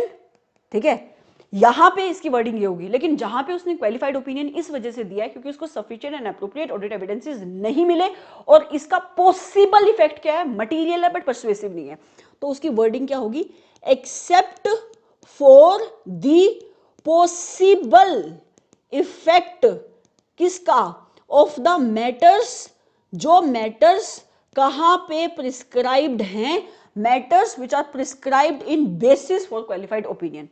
आगे लिखेगा अगर मैं इन दोनों मैटर्स के इफेक्ट को छोड़ दूं तो जो मेरी फाइनेंशियल स्टेटमेंट्स है ना, अगर तो ये financial statements fair presentation framework के अकॉर्डिंग बनी है तो उसकी वर्डिंग दोनों में से एक हो सकती है। क्या? कि financial statements fairly in all, मतलब present fairly in all material aspect as per financial reporting framework. अगर वो दूसरी वर्डिंग क्या यूज कर सकता है, that financial statement as a whole are giving true and fair view. ठीक है, और अगर यही कंप्लायंस फ्रेमवर्क के अकॉर्डिंग बनी है तो वर्ड क्या हो जाएंगे, that accompanying financial statements have been prepared as per financial reporting framework in all material aspects। ठीक है, तो ये आपकी ये पर्टिकुलर सिचुएशन है जहां पे वो क्या इशू कर रहा है, क्वालिफाइड ओपिनियन इशू कर रहा है। लेकिन अब आ जाता है आपका क्या, एडवर्स ओपिनियन। अब एडवर्स ओपिनियन में भी दो चीजें होंगी, एक तो एडवर्स ओपिनियन दिया जाएगा है ना, एक उसके सामने बेसिस फॉर एडवर्स ओपिनियन, सामने मतलब उसके नीचे basis for adverse opinion paragraph बनाया जाएगा। ठीक है, और बेसिस फॉर एडवर्स ओपिनियन के अंदर क्या लिखा जाएगा, वो मैटर्स लिखे जाएंगे जिन मैटर्स की वजह से आपका ऑडिटर एडवर्स ओपिनियन दे रहा है। एडवर्स ओपिनियन आपका ऑडिटर कब देता है, जब वो कंक्लूड करता है कि financial statements are materially misstated है ना, उस केस में, और उसका इफेक्ट मटीरियल है और परसुएसिव भी है, राइट। तो उसकी वर्डिंग क्या होगी, वर्डिंग उसकी ये होगी sir, that because of the significance, because of the significance of the matters, क्योंकि ये मैटर्स जो कहां पे प्रिस्क्राइब्ड हैं, matters prescribed in basis of adverse opinion, क्योंकि जो matters basis for adverse opinion में प्रिस्क्राइब्ड हैं वो इतने इंपॉर्टेंट मैटर्स हैं, इतने सिग्निफिकेंट मैटर्स हैं। मेरा ऑडिटर इस कंक्लूजन पे पहुंचा है, दो बातें हो सकती है यहाँ पे भी, एक फेयर प्रेजेंटेशन फ्रेमवर्क के अकॉर्डिंग फाइनेंशियल स्टेटमेंट बनी होगी, या तो फिर कंप्लायंस फ्रेमवर्क के अकॉर्डिंग फाइनेंशियल स्टेटमेंट बनी होगी। अगर फेयर प्रेजेंटेशन फ्रेमवर्क के अकॉर्डिंग फाइनेंशियल स्टेटमेंट बनी है तो वो लिखेगा that financial statement do not give true and fair view, या not fairly presented in all material aspect as per financial reporting framework. अगर कंप्लायंस फ्रेमवर्क है तो लिखेगा financial statement are not prepared in all material aspect as per financial reporting framework. समझ में आ गई बात, ये आपकी एक सिचुएशन होगी। अब आ जाती है बात एक और ओपिनियन की, that is disclaimer of opinion. यहां पे भी opinion, disclaimer of opinion paragraph बनेगा और एक basis for disclaimer of opinion बनेगा। Basis for disclaimer of opinion में क्या लिखा जाएगा और ओपिनियन में क्या लिखा जाएगा। अब मेरी बात समझो, डिस्क्लेमर ऑफ ओपिनियन उस सिचुएशन में इशू हो रहा है जहां पे ऑडिटर किसी भी कंक्लूजन पे नहीं पहुंचा क्योंकि उसको sufficient and appropriate audit evidences नहीं मिले, तो यहां पे वो बहुत साफ साफ लिख देगा दैट मुझे नहीं मिले financial statements, I am not being able to obtain sufficient and appropriate audit evidences, मतलब मैंने ऑडिट करी ही नहीं, मैं किसी भी ओपिनियन पे पहुंचा ही नहीं। ठीक है, और basis for disclaimer of opinion में ये बात दोबारा से लिखेगा वो, है ना, कि मैंने ऑडिट करने की कोशिश करी but I have not been able to obtain any sufficient and appropriate audit evidences. ठीक है, मतलब इसी फैक्ट को लिखेगा कि क्यों मैं डिस्क्लेमर इशू कर रहा हूं, क्योंकि मुझे sufficient and appropriate audit evidences नहीं मिले। और ओपिनियन में क्या लिखेगा, that because of the significance of the possible effect, किस चीज का पॉसिबल इफेक्ट, कि उसको sufficient and appropriate audit evidences नहीं मिले, वो क्या कर रहा है, वो डिस्क्लेमर इशू कर रहा है। यहां पे तुम आके देखोगे तो यही चीज यहां पे लिखी है, देखो ओपिनियन सेक्शन में वो क्या लिखेगा कि मैं कोई भी ओपिनियन एक्सप्रेस नहीं कर रहा। दूसरा क्या लिखेगा कि because of the significance of the matters, जो कहां पे प्रिस्क्राइब्ड है, basis for disclaimer of opinion section में वो कह रहा है मुझे कोई भी ऑडिट एविडेंसेस मिले ही नहीं तो मैं किसी ओपिनियन पे पहुंचा नहीं। इसके साथ साथ एक बहुत इंपॉर्टेंट चीज क्या है कि जब वो डिस्क्लेमर इशू करता है ना, आपको ये ध्यान में रखना है कि जब वो डिस्क्लेमर इशू करेगा ना, तो वहां पे जब आप नॉर्मल एसए नंबर 700 में रिपोर्ट बनाते हो तो आप लिखते हो, ये चीज आपको स्पेसिफिकली लिखनी पड़ती है यहाँ पे कि we have conducted the audit, यहाँ पे ऑडिट हुई ही नहीं तो वर्ड को चेंज कर दिया जाएगा, we have conducted the audit को हटा के लिख दिया जाएगा we have engaged to perform the audit, कि हमें ऑडिट को परफॉर्म करने के लिए इंगेज किया गया था। समझ में आगे बात, ये सारी चीजें यहाँ पे है, ये चीजें यहाँ पे लिखी हुई है। इतना ज्यादा बार बार वहां जा जाके इसलिए बताया गया ताकि आपके दिमाग के अंदर चीजें फिट हो सके। यहाँ पे क्वेश्चन आते हैं ठीक है, आपको बहुत सारे बच्चों को इसके अंदर पता नहीं कंफ्यूजन होती है, बट मुझे नहीं लगता कि इस डिस्कशन के बाद आपको कंफ्यूजन रहेगी। अगर आपको फिर भी कंफ्यूजन रह रही है तो आप दोबारा से सुनो, ये जो मैं पढ़ रही हूँ बुक में, चाहे ये मत सुनो, जो यहाँ पे मैंने आपको ये हल्का फुल्का सा डायग्राम बना के चीज़ें दिखाई है, इस वाली डिस्कशन को आप दोबारा से सुनो। अगर आपको लगता है कि फिर भी नहीं समझ में आई तो ये डिस्कशन जो ये मैं काटा पीटी करके डायग्राम बनाया है, आप मुझे सुन सुन के डायग्राम को बनाओ। ठीक है, कहाँ पे बना सकते हो, आपकी बुक के अंदर कोई खाली जगह होगी पहले पेज पे बना लो, या जो वहाँ पे सेपरेटर्स लगे हुए हैं वहाँ पे प्लेन पेजेस है वहाँ पे बना लो, बट बना लो। ठीक है, अब आ जाते हैं आगे, that is basis for opinion. अब क्या कह रहा है, जो बातें मैं बता के आगी ना वही बातें लिखेगा। बेसिस फॉर ओपिनियन पैराग्राफ कहता है कि जब भी आपका ऑडिटर मॉडिफाई करेगा अपने ओपिनियन को फाइनेंशियल स्टेटमेंट पे, तो आपके ऑडिटर को क्या करना पड़ेगा, अमेंड करना पड़ेगा बेसिस फॉर ओपिनियन। मतलब उसने डाला था ना ओपिनियन सेक्शन के नीचे क्या डालता है वो बेसिस फॉर ओपिनियन, तो यहाँ पे वो जो भी ओपिनियन इशू करेगा ना वही वर्ड यूज कर देगा। ये तो हमने अभी अभी देखा, क्या अगर वो इशू करा क्वालिफाइड ओपिनियन तो बेसिस फॉर ओपिनियन क्या बन जाएगा, बेसिस फॉर क्वालिफाइड ओपिनियन। अगर वो इशू करा है एडवर्स ओपिनियन तो आपका बेसिस फॉर ओपिनियन क्या बन जाएगा, बेसिस फॉर एडवर्स ओपिनियन। और अगर वो इशू करा है डिस्क्लेमर ऑफ ओपिनियन तो बेसिस फॉर ओपिनियन क्या बन जाएगा, basis for disclaimer of opinion age appropriate. And फिर वो कहता है इसके अंदर उसको क्या लिखने हैं, वो मैटर्स, जिन मैटर्स की वजह से उसने मॉडिफिकेशन करी। अगर क्वालिफाइड ओपिनियन दिया तो वो मैटर्स प्रिस्क्राइब करेगा basis for qualified opinion section में कि किन मैटर्स की वजह से उसने क्वालिफाइड ओपिनियन दिया। और अगर उसने एडवर्स ओपिनियन दिया तो उसके अंदर वो मैटर्स प्रिस्क्राइब करेगा कि किन मैटर्स की वजह से उसने अपना एडवर्स ओपिनियन दिया। राइट, ये कुछ आपकी स्पेसिफिक सिचुएशन है जो आपको ध्यान से देखनी है। क्या कहता है यहां से, इन स्पेसिफिक सिचुएशन से एमसीक्यू में क्वेश्चन आ सकता है। क्या कह रहा है कि if there is a material misstatement of the financial statements that relate to specific amount in the financial statement. वो कहता है कि अगर तुम्हारी फाइनेंशियल स्टेटमेंट्स के अंदर मटीरियल मिस स्टेटमेंट है और वो किस वजह से हुई है, किसी एक स्पेसिफिक अमाउंट की वजह से हुई है, तो जब आपका auditor basis for opinion section बनाएगा, है ना, मटीरियल मिस स्टेटमेंट है तो इसका मतलब या तो क्वालिफाइड ओपिनियन दे रहा होगा तो या तो basis for qualified opinion section बनाएगा, या फिर एडवर्स ओपिनियन दे रहा होगा तो basis for adverse opinion section बनाएगा। तो कह रहा है कि जब आपका ऑडिटर क्या इंक्लूड करेगा, basis for opinion section include करेगा, उसके अंदर वो डिस्क्रिप्शन देगा, किस चीज की डिस्क्रिप्शन, कि इनका फाइनेंशियल इफेक्ट क्या आ रहा है आपकी इन मिस स्टेटमेंट का, एंड क्वांटिफिकेशन की कितनी क्वांटिटी की ये मिस्टेक है, राइट, कितने अमाउंट की मिस्टेक है। ओके, उसके बाद कहता है कि अगर मटेरियल मिस स्टेटमेंट किस वजह से है, नरेटिव डिस्क्लोजर्स नहीं दिया आपके फाइनेंशियल आपके मैनेजमेंट ने। सबसे पहले तुम्हें यह पता होना चाहिए कि नरेटिव डिस्क्लोजर्स क्या होते हैं। तो जनरली जो आपकी मैनेजमेंट डिस्क्लोजर्स देती है वो अमाउंट्स की फॉर्म में देती है ना, कि इतना मेरा रिलेटेड पार्टी ट्रांजेक्शन का इतना अमाउंट है। नरेटिव डिस्क्लोजर्स जनरली आपके विद रिटर्न एक्सप्लेनेशन दिए जाते हैं कि मेरे ऊपर इन्वायरमेंटल लॉज की रेगुलेशंस आती थी, बट मैंने और उस अकॉर्डिंग आपकी मैनेजमेंट डिस्क्लोजर देती कि कौन कौन से सेक्शंस में उसको क्या क्या वहाँ पे डिस्क्लोजर्स देने हैं। तो नरेटिव डिस्क्लोजर मतलब जहाँ पे नरेशन एक्सप्लेनेशन की फॉर्म में डिस्क्लोजर दे जाते हैं। तो जहाँ पे आपकी मैनेजमेंट को डिस्क्लोजर देने चाहिए थे बट उसने नरेटिव डिस्क्लोजर नहीं दिए, ये मटीरियल मिस स्टेटमेंट है। तो कहता है कि जब आपका auditor basis for opinion section बनाएगा, इन दैट केस वो एक्सप्लेनेशन इंक्लूड करेगा कि कैसे, किन रीजंस की वजह से आपकी फाइनेंशियल स्टेटमेंट्स यहाँ पे मटीरियली मिस स्टेटेड हुई है because of this narrative disclosures. ठीक है, ये एक नंबर के एमसीक्यू में क्वेश्चन पूछे जा सकते हैं।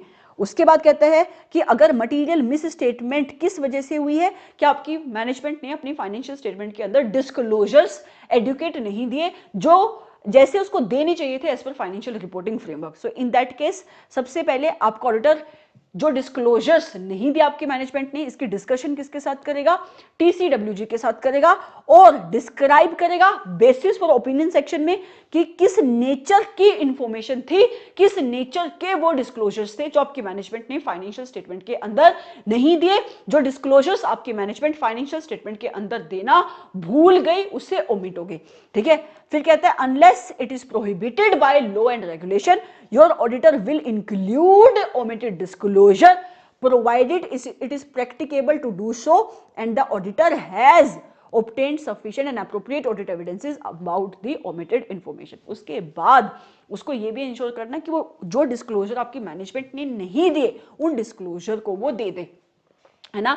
बट इससे मैनेजमेंट की रिस्पॉन्सिबिलिटी कम नहीं हो जाती, लेकिन अगर कोई लॉ और रेगुलेशन प्रोहिबिट करता है तो वो ये डिस्क्लोजर नहीं देगा, क्योंकि स्टैंडर्ड से ऊपर भी क्या होते हैं, लॉज एंड रेगुलेशन होते हैं।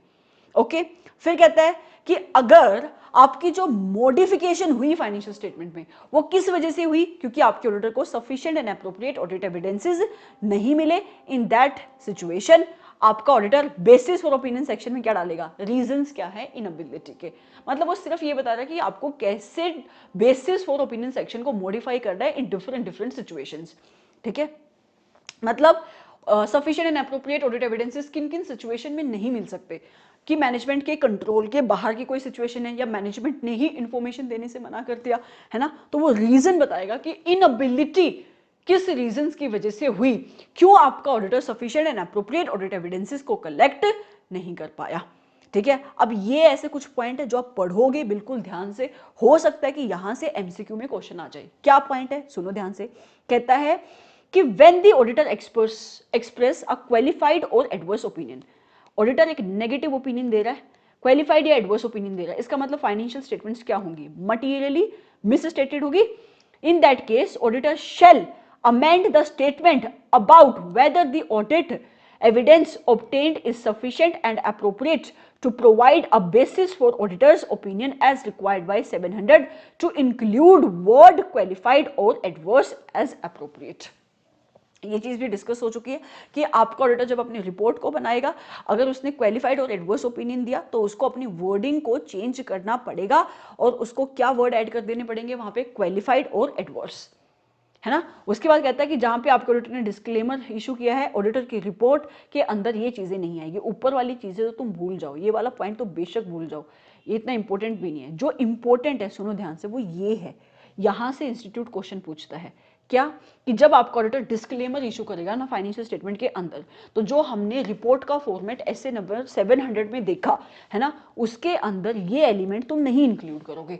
कौन कौन से एलिमेंट नहीं इंक्लूड करोगे, सबसे पहले रेफरेंस नहीं दोगे section of auditor's report where the auditor's responsibility are described. याद है तुम्हें, हम हम लिखते थे वहां पे कि हम प्रिस्क्राइब कर रहे हैं कि जो एडिशनल रिस्पॉन्सिबिलिटी है ना ऑडिटर की, आप इस रिपोर्ट के सेक्शन में और कहां पे ढूंढ सकते हो, और हमने कहां पे ढूंढी थी, मैनेजमेंट रिस्पॉन्सिबिलिटी के साथ। तो जब तुम डिस्क्लेमर इशू कर रहे हो ना, ऐसी रेफरेंस तुम्हें नहीं देनी है।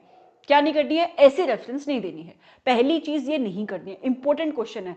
ठीक है, फिर आगे कहते हैं ये स्टेटमेंट नहीं दोगे whether the audit evidence obtained is sufficient and appropriate to provide a basis for auditor's opinion, है ना, क्योंकि तुम्हें sufficient and appropriate audit evidences मिले ही नहीं, तो तुम कैसे ये इवेल्युएट कर सकते हो कि जो ऑडिट एविडेंसेस तुम्हें मिले वो सफिशिएंट एंड एप्रोप्रिएट है। ठीक है, फिर कहता है कि even your auditor has expressed the adverse opinion और disclaimer of opinion on the financial statement, auditor shall describe in the basis for opinion section the reasons for any other matter for which auditor is aware that would have required the modification to the opinion and the effects thereof। वो कहता है कि भले ही आपके auditor ने disclaimer, ये शायद हमने पहले भी इशू डिस्कस किया, कि भले ही आपके ऑडिटर ने एक डिस्क्लेमर इशू कर दिया है ना, बट फिर भी जब वो बेसिस ऑफ ओपिनियन सेक्शन बनाएगा, अगर उसको लगता है कि कोई और मैटर भी हैं जिन मैटर्स की वजह से आपके ऑडिटर ने अपनी एडवर्स रिपोर्ट को नहीं इशू किया है, मतलब देखो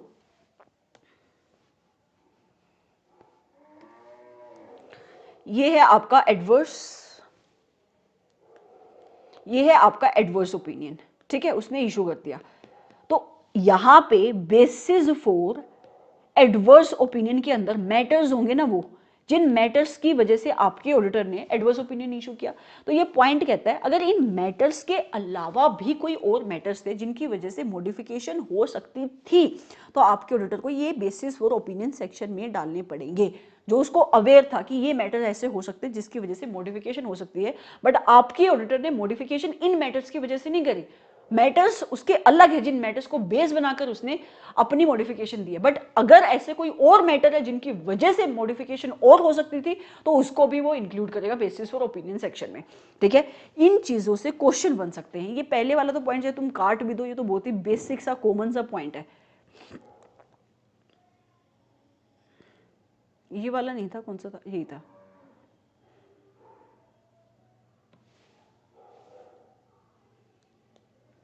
ठीक है, अब आ जाते हैं आपके लास्ट टॉपिक पे।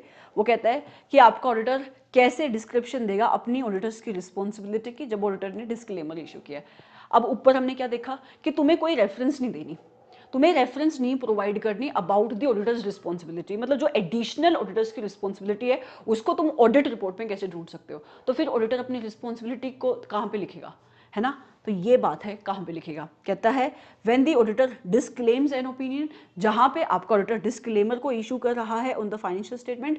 और डिस्क्लेमर क्यों इशू करते हैं ये तुम्हें पता है, because of the inability to obtain sufficient and appropriate audit evidences the auditor shall amend the description of auditor's responsibility required by SA number 700। तो जो एसए नंबर 700 की लिस्ट थी आपके ऑडिटर को अब यहाँ पे उसको अमेंड करना पड़ेगा और ऑडिटर्स की रिस्पॉन्सिबिलिटी में ये सारी चीजें आएंगी। बस क्या, नंबर 1 एक स्टेटमेंट दैट ऑडिटर्स की रिस्पॉन्सिबिलिटी है is to conduct the audit of the entity's financial statement in accordance with the SAs and to issue the auditor's report. उसने ये नहीं लिखा कि मैंने ऑडिट कर दी या मैंने ऑडिट एसेस के हिसाब से कर दी, उसने सिर्फ बताया कि मेरी रिस्पॉन्सिबिलिटी है कि मुझे अपनी ऑडिट को एसे के हिसाब से कंडक्ट करना है और मुझे एक रिपोर्ट देनी है।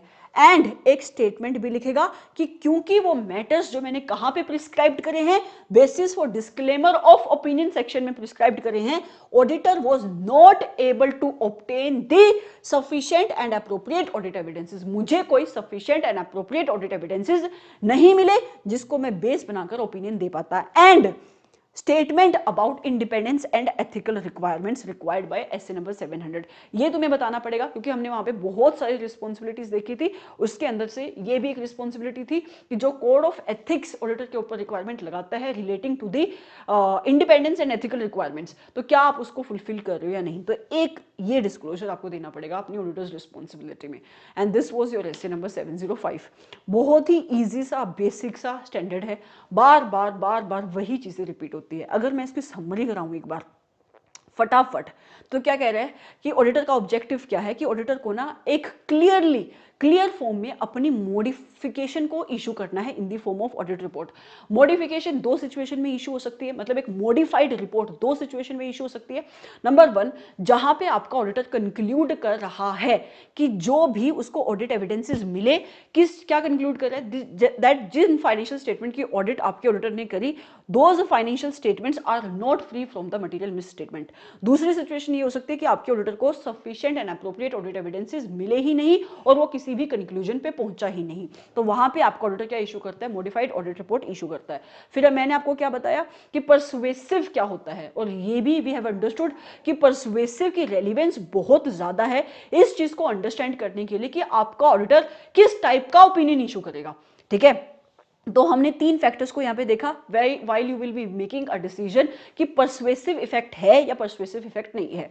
ओके, फिर हमने देखा कि कितने टाइप के मॉडिफाइड ओपिनियन हो सकते हैं। एक हो सकता है आपका क्वालिफाइड ओपिनियन।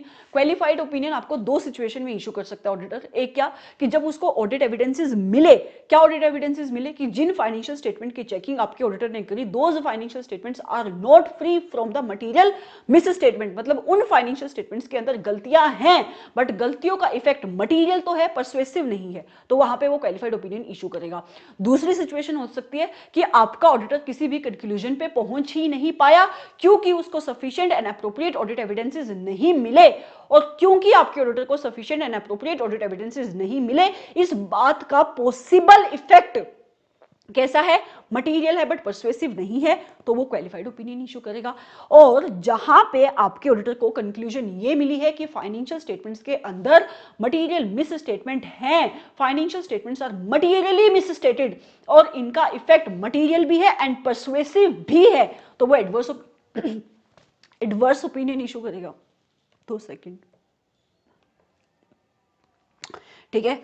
और जहां पे आपके ऑडिटर को कोई भी sufficient and appropriate audit evidences मिले ही नहीं, उसको पता ही नहीं कि गलतियां हैं या नहीं है, तो वहां पे वो क्या करेगा, डिस्क्लेमर इशू करेगा। अगर उन sufficient and appropriate audit evidences के ना मिलने का पॉसिबल इफेक्ट क्या है, डिस्क्लेमर ऑफ ओपिनियन है।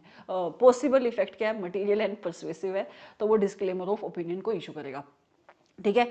इसके बाद वो सेम ही बातें लिखी है कि क्वालिफाइड ओपिनियन कब इशू करना है, एडवर्स ओपिनियन कब इशू करना है, डिस्क्लेमर कब इशू करना है, राइट। किन किन सर्कमस्टांसेस में मॉडिफिकेशन हो सकती है। सबसे पहले मटीरियल मिस स्टेटमेंट किन किन रीजंस की वजह से हो सकती है। आपकी मैनेजमेंट ने गलत अकाउंटिंग पॉलिसीज को फॉलो किया है, अकाउंटिंग पॉलिसी सेलेक्ट सही करी थी बट एप्लीकेशन गलत करी थी, या फिर आपकी मैनेजमेंट ने जो डिस्क्लोजर देने चाहिए थे वो डिस्क्लोजर सही नहीं है, इनएडुकेट डिस्क्लोजर है, तो मटेरियल मिस स्टेटमेंट होगी, है ना। और आपकी मैनेजमेंट आपके ऑडिटर को sufficient and appropriate audit evidences किन किन सिचुएशन में नहीं मिलेगी, क्योंकि दो ही सिचुएशन में वो मॉडिफिकेशन करेगा। एक, उसको गलतियां मिली तो आपको बताने की किन किन रीजंस की वजह से गलतियां हो सकती है। दूसरा, वो अपनी ऑडिट रिपोर्ट को कब मॉडिफाई करेगा, जब उसको एविडेंसेस ही नहीं मिले। तो एविडेंसेस कब कब उसको नहीं मिलेंगे। नंबर 1, कुछ ऐसे सर्कमस्टांसेस जो एंटिटी के कंट्रोल के बाहर के सर्कमस्टांसेस है। दूसरा, कुछ ऐसे सर्कमस्टांसेस जो रिलेट करते हैं आपके ऑडिटर के ऑडिट प्रोसीजर की नेचर और उनकी टाइमिंग से। और तीसरा, जहां पे मैनेजमेंट आपके स्कोप को लिमिट करने की कोशिश कर रही है, ठीक है।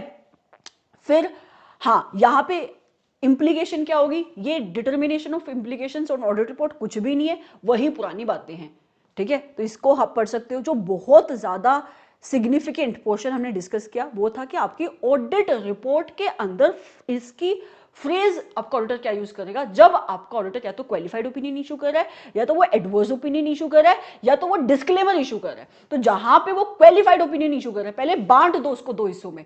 कौन से दो हिस्सों में? क्या वो क्वालिफाइड ओपिनियन इस वजह से इशू किया जा रहा है कि फाइनेंशियल स्टेटमेंट्स के अंदर मटीरियल मिस स्टेटमेंट है ना। अगर तो ये सिचुएशन है तो इसका मतलब मटीरियल मिस स्टेटमेंट है बट उनका इफेक्ट परसुएसिव नहीं है, मटीरियल है। तो उस पर्टिकुलर सिचुएशन में ऑडिटर जब अपनी रिपोर्ट बनाएगा तो ओपिनियन सेक्शन को सबसे पहले क्या नाम देगा, क्वालिफाइड ओपिनियन, है ना। और जो बेसिस फॉर ओपिनियन है उसको क्या नाम देगा, बेसिस फॉर क्वालिफाइड ओपिनियन। और बेसिस फॉर क्वालिफाइड ओपिनियन के अंदर क्या लिखेगा, वो मैटर्स, जिन मैटर्स की वजह से वो क्वालिफाइड ओपिनियन को इशू कर रहा है। और जो उसका ओपिनियन सेक्शन है, जो उसका क्वालिफाइड ओपिनियन सेक्शन है, वहां पे वो वर्ड क्या यूज करेगा, वहां पे वर्ड यूज करेगा that except for the effects of the matters which are prescribed in the basis for qualified section, मेरी रिपोर्ट क्लीन है। मतलब जो क्लीन रिपोर्ट वाली वर्डिंग है एज पर एसए नंबर 700 वही इशू करेगा। और अगर आपके ऑडिटर ने ये क्वालिफाइड ओपिनियन इस वजह से इशू किया है क्या, कि उसको sufficient and appropriate audit evidences नहीं मिले, और उसको sufficient and appropriate audit evidences नहीं मिले, इसका पॉसिबल इफेक्ट मटीरियल है बट परसुएसिव नहीं है। सो इन दैट सिचुएशन वो क्या इशू करता है, क्वालिफाइड ओपिनियन इशू करता है। तो वहां पे भी ओपिनियन सेक्शन की बजाय क्या बनेगा, क्वालिफाइड ओपिनियन सेक्शन। और बेसिस फॉर ओपिनियन की जगह क्या बनेगा, बेसिस फॉर क्वालिफाइड ओपिनियन। और बेसिस फॉर क्वालिफाइड ओपिनियन के अंदर क्या आएंगे, वो मैटर्स जिसकी वजह से आपका ऑडिटर क्या इशू कर रहा है, अपना क्वालिफाइड ओपिनियन। और उसकी रिपोर्ट की वर्डिंग क्या होगी, बिल्कुल same, that except for the, but एक वर्ड चेंज हो जाएगा, accept for the possible effect of the matters, जो कहां पे प्रिस्क्राइब्ड है, बेसिस फॉर क्वालिफाइड सेक्शन में। ऑडिटर की रिपोर्ट क्लीन है, मतलब जो रिपोर्ट की वर्डिंग यूज करेगा एज पर एसए नंबर 700 जो हमने देखी थी, क्लीन वर्डिंग यूज करेगा। लेकिन जहां पे उसने क्या इशू किया है, एडवर्स ओपिनियन इशू किया है, तो मतलब आपका ऑडिटर इस कंक्लूजन पे पहुंचा है that financial statements are materially misstated. Financial statement के अंदर गलतियां हैं, और वो गलतियां मटीरियल भी है और परसुएसिव भी हैं। तो जब वो एडवर्स ओपिनियन करेगा तो ओपिनियन सेक्शन की जगह क्या नाम यूज करेगा, एडवर्स ओपिनियन। और बेसिस फॉर ओपिनियन की जगह क्या वो सब्स्टिट्यूट करेगा, बेसिस फॉर एडवर्स ओपिनियन। और बेसिस फॉर एडवर्स ओपिनियन के अंदर क्या लिखेगा, वो मैटर्स जिसकी वजह से आपका ऑडिटर एडवर्स ओपिनियन इशू कर रहा है। और वहां पे वर्डिंग क्या लिखेगा, वहां पे कहां पे, मतलब आपके एडवर्स ओपिनियन सेक्शन में, that because of the significance of the matters which are prescribed under basis for adverse opinion section, आपका ऑडिटर इस कंक्लूजन पे पहुंचा है। अगर तुमने फाइनेंशियल स्टेटमेंट को फेयर प्रेजेंटेशन फ्रेमवर्क के अकॉर्डिंग बनाया है, नंबर 1 उसकी वर्डिंग क्या होगी, that financial statement do not present true and fair view, no sorry, financial statements are not giving true and fair view. और अगर तुमने कंप्लायंस फ्रेमवर्क के अकॉर्डिंग बनाया तो वर्ड क्या हो जाएगा, that financial statements are not prepared in all material aspect as per the financial reporting framework, है ना। और जहां पे वो डिस्क्लेमर इशू करेगा तो वहां पे पहले लिख देगा अपने ओपिनियन सेक्शन में, ओपिनियन सेक्शन मतलब डिस्क्लेमर ऑफ ओपिनियन में, कि मैंने ऑडिट नहीं करी, मुझे ऑडिट एविडेंसेस नहीं मिले, मैं कोई भी ओपिनियन एक्सप्रेस नहीं कर रहा। और सिमिलरली वो जब अपना basis for disclaimer of opinion बनाएगा, वहां पे वो इस चीज को दोबारा से स्पेसिफाई करेगा कि मेरे को ऑडिट एविडेंसेस मिले नहीं तो मैंने अपना ओपिनियन नहीं दिया, क्योंकि मेरे को कोई बेस ही नहीं मिला ओपिनियन देने के लिए, है ना। यहां पे एक चीज जो तुम्हें नोट करनी है, वो चीज क्या है? वो चीज ये है कि जब आपका ऑडिटर क्लीन रिपोर्ट देता है, तो clean report as per SA number 700, तो वो लिखता है that we have audited the financial statement. यहां पे ऑडिट हुई ही नहीं, यहां पे वर्ड क्या यूज करेगा? We have engage to perform the audit. हमें इंगेज किया गया बट हम ऑडिट कर नहीं पाए, ठीक है। So these are the things which you need to keep in mind. This is a very very important portion. Basis for opinion तुम इजीली क्रैक कर सकते हो ऊपर वाली डिस्कशन को ध्यान में रखते हुए। ये 3 पॉइंट है नीचे जो तुम्हें पता होने चाहिए, ठीक है। इसके अलावा ऑडिटर की responsibility in case of disclaimer of opinion, कि आपका ऑडिटर अपनी रिस्पॉन्सिबिलिटी कहाँ पे स्पेसिफाई करेगा। तो रिस्पॉन्सिबिलिटी उसको कुछ नहीं बतानी है, बस 3 बातें बतानी है जहाँ पे वो डिस्क्लेमर इशू कर रहा है। सबसे पहली बात क्या? सबसे पहली बात उसको स्टेटमेंट देनी है कि हमें अपॉइंट किया गया था ऑडिट कंडक्ट करने के लिए एज पर एसएस। दूसरी स्टेटमेंट वो क्या देगा? दूसरी स्टेटमेंट वो लिखेगा कि उसको ऑडिट एविडेंसेस नहीं मिले।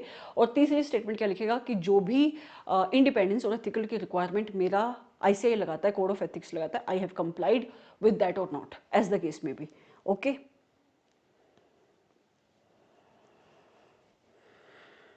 बस हो गया खत्म। अब 701 की क्लास में मिलते हैं। Bye bye. ध्यान रख के पढ़ाई करना, मुश्किल नहीं है। कन्फ्यूजन तुम्हें पता है कहाँ क्रिएट हो सकती है? यहाँ क्रिएट हो सकती है। ये जो चीज़ है यहाँ क्रिएट हो सकती है। फिर भी मैंने कोशिश करी कि इसको सिंप्लीफाइड किया जा सके। बाकी स्टैंडर्ड में कुछ है ही नहीं। टाइप्स ऑफ ओपिनियन पता होना चाहिए, मतलब पता होना चाहिए। एक ये क्वेश्चन तुम्हें देखो, क्या याद करना है? ऑडिटर का ऑब्जेक्टिव तुम्हें याद करना है। बहुत ईजी है, उसको मॉडिफाई करनी है अपनी रिपोर्ट, वही 2 लाइन चिपका दो। कब कब वो मॉडिफाई करता है? जब उसको एविडेंसेस नहीं मिले उस सिचुएशन में। दूसरा, उसने कंक्लूड किया कि फाइनेंशियल स्टेटमेंट के अंदर गलतियां हैं, खत्म। उसके बाद तुम्हें क्या करना है? उसके बाद तुम्हें याद करना है कि किन किन रीजंस की वजह से मॉडिफिकेशन हो सकती है। तो तुम्हें दोबारा से फिर वही ध्यान में रखना है कि या तो गलती मिलेगी तब मॉडिफिकेशन होगी, वहां पे 3 पॉइंट। दूसरा, उसको गलती मिले ही नहीं क्योंकि उसको एविडेंसेस मिले ही नहीं। क्यों नहीं मिले उसको एविडेंसेस? वो 3 रीजंस। एक ये क्वेश्चन याद करने वाला बनता है। ये फॉर्म एंड कंटेंट, ये पूरी की पूरी वर्डिंग्स तुम्हें याद होनी चाहिए। ये वर्डिंग्स तुम्हें याद होनी चाहिए। बाकी जो चीज़ें हम पढ़ा रहे हैं उसके तुम्हें अंडरस्टैंडिंग होनी चाहिए। ये जो चीज़ मैंने बताई, जब वो रिजाइन करता है 45 डेज वाली, ये तुम्हें बिल्कुल क्रिस्टल क्लियर याद होनी चाहिए। और क्या है इसके अंदर? और इसके अंदर बहुत सारी चीज़ें ऐसी हैं जो घूम फिर के आ रही हैं। घूम फिर के मतलब वही, इसका इम्प्लीकेशन क्या पड़ेगी, इसका ये क्या काम होगा। तो ये तुमने एक बार समझ लिया या तुम 100 बार समझ लो, वो एक ही बात है। तो अगर मैं इसको समराइज करूँ ना, इसमें ज़्यादा क्वेश्चन है ही नहीं याद करने को। ये एस्से नंबर 705 याद करने से ज़्यादा अंडरस्टैंडिंग आपकी मांगता है। अंडरस्टैंडिंग आपको होगी तो याद हो गया, ठीक है। अब मिलते हैं एस्से नंबर 701 में। Bye bye.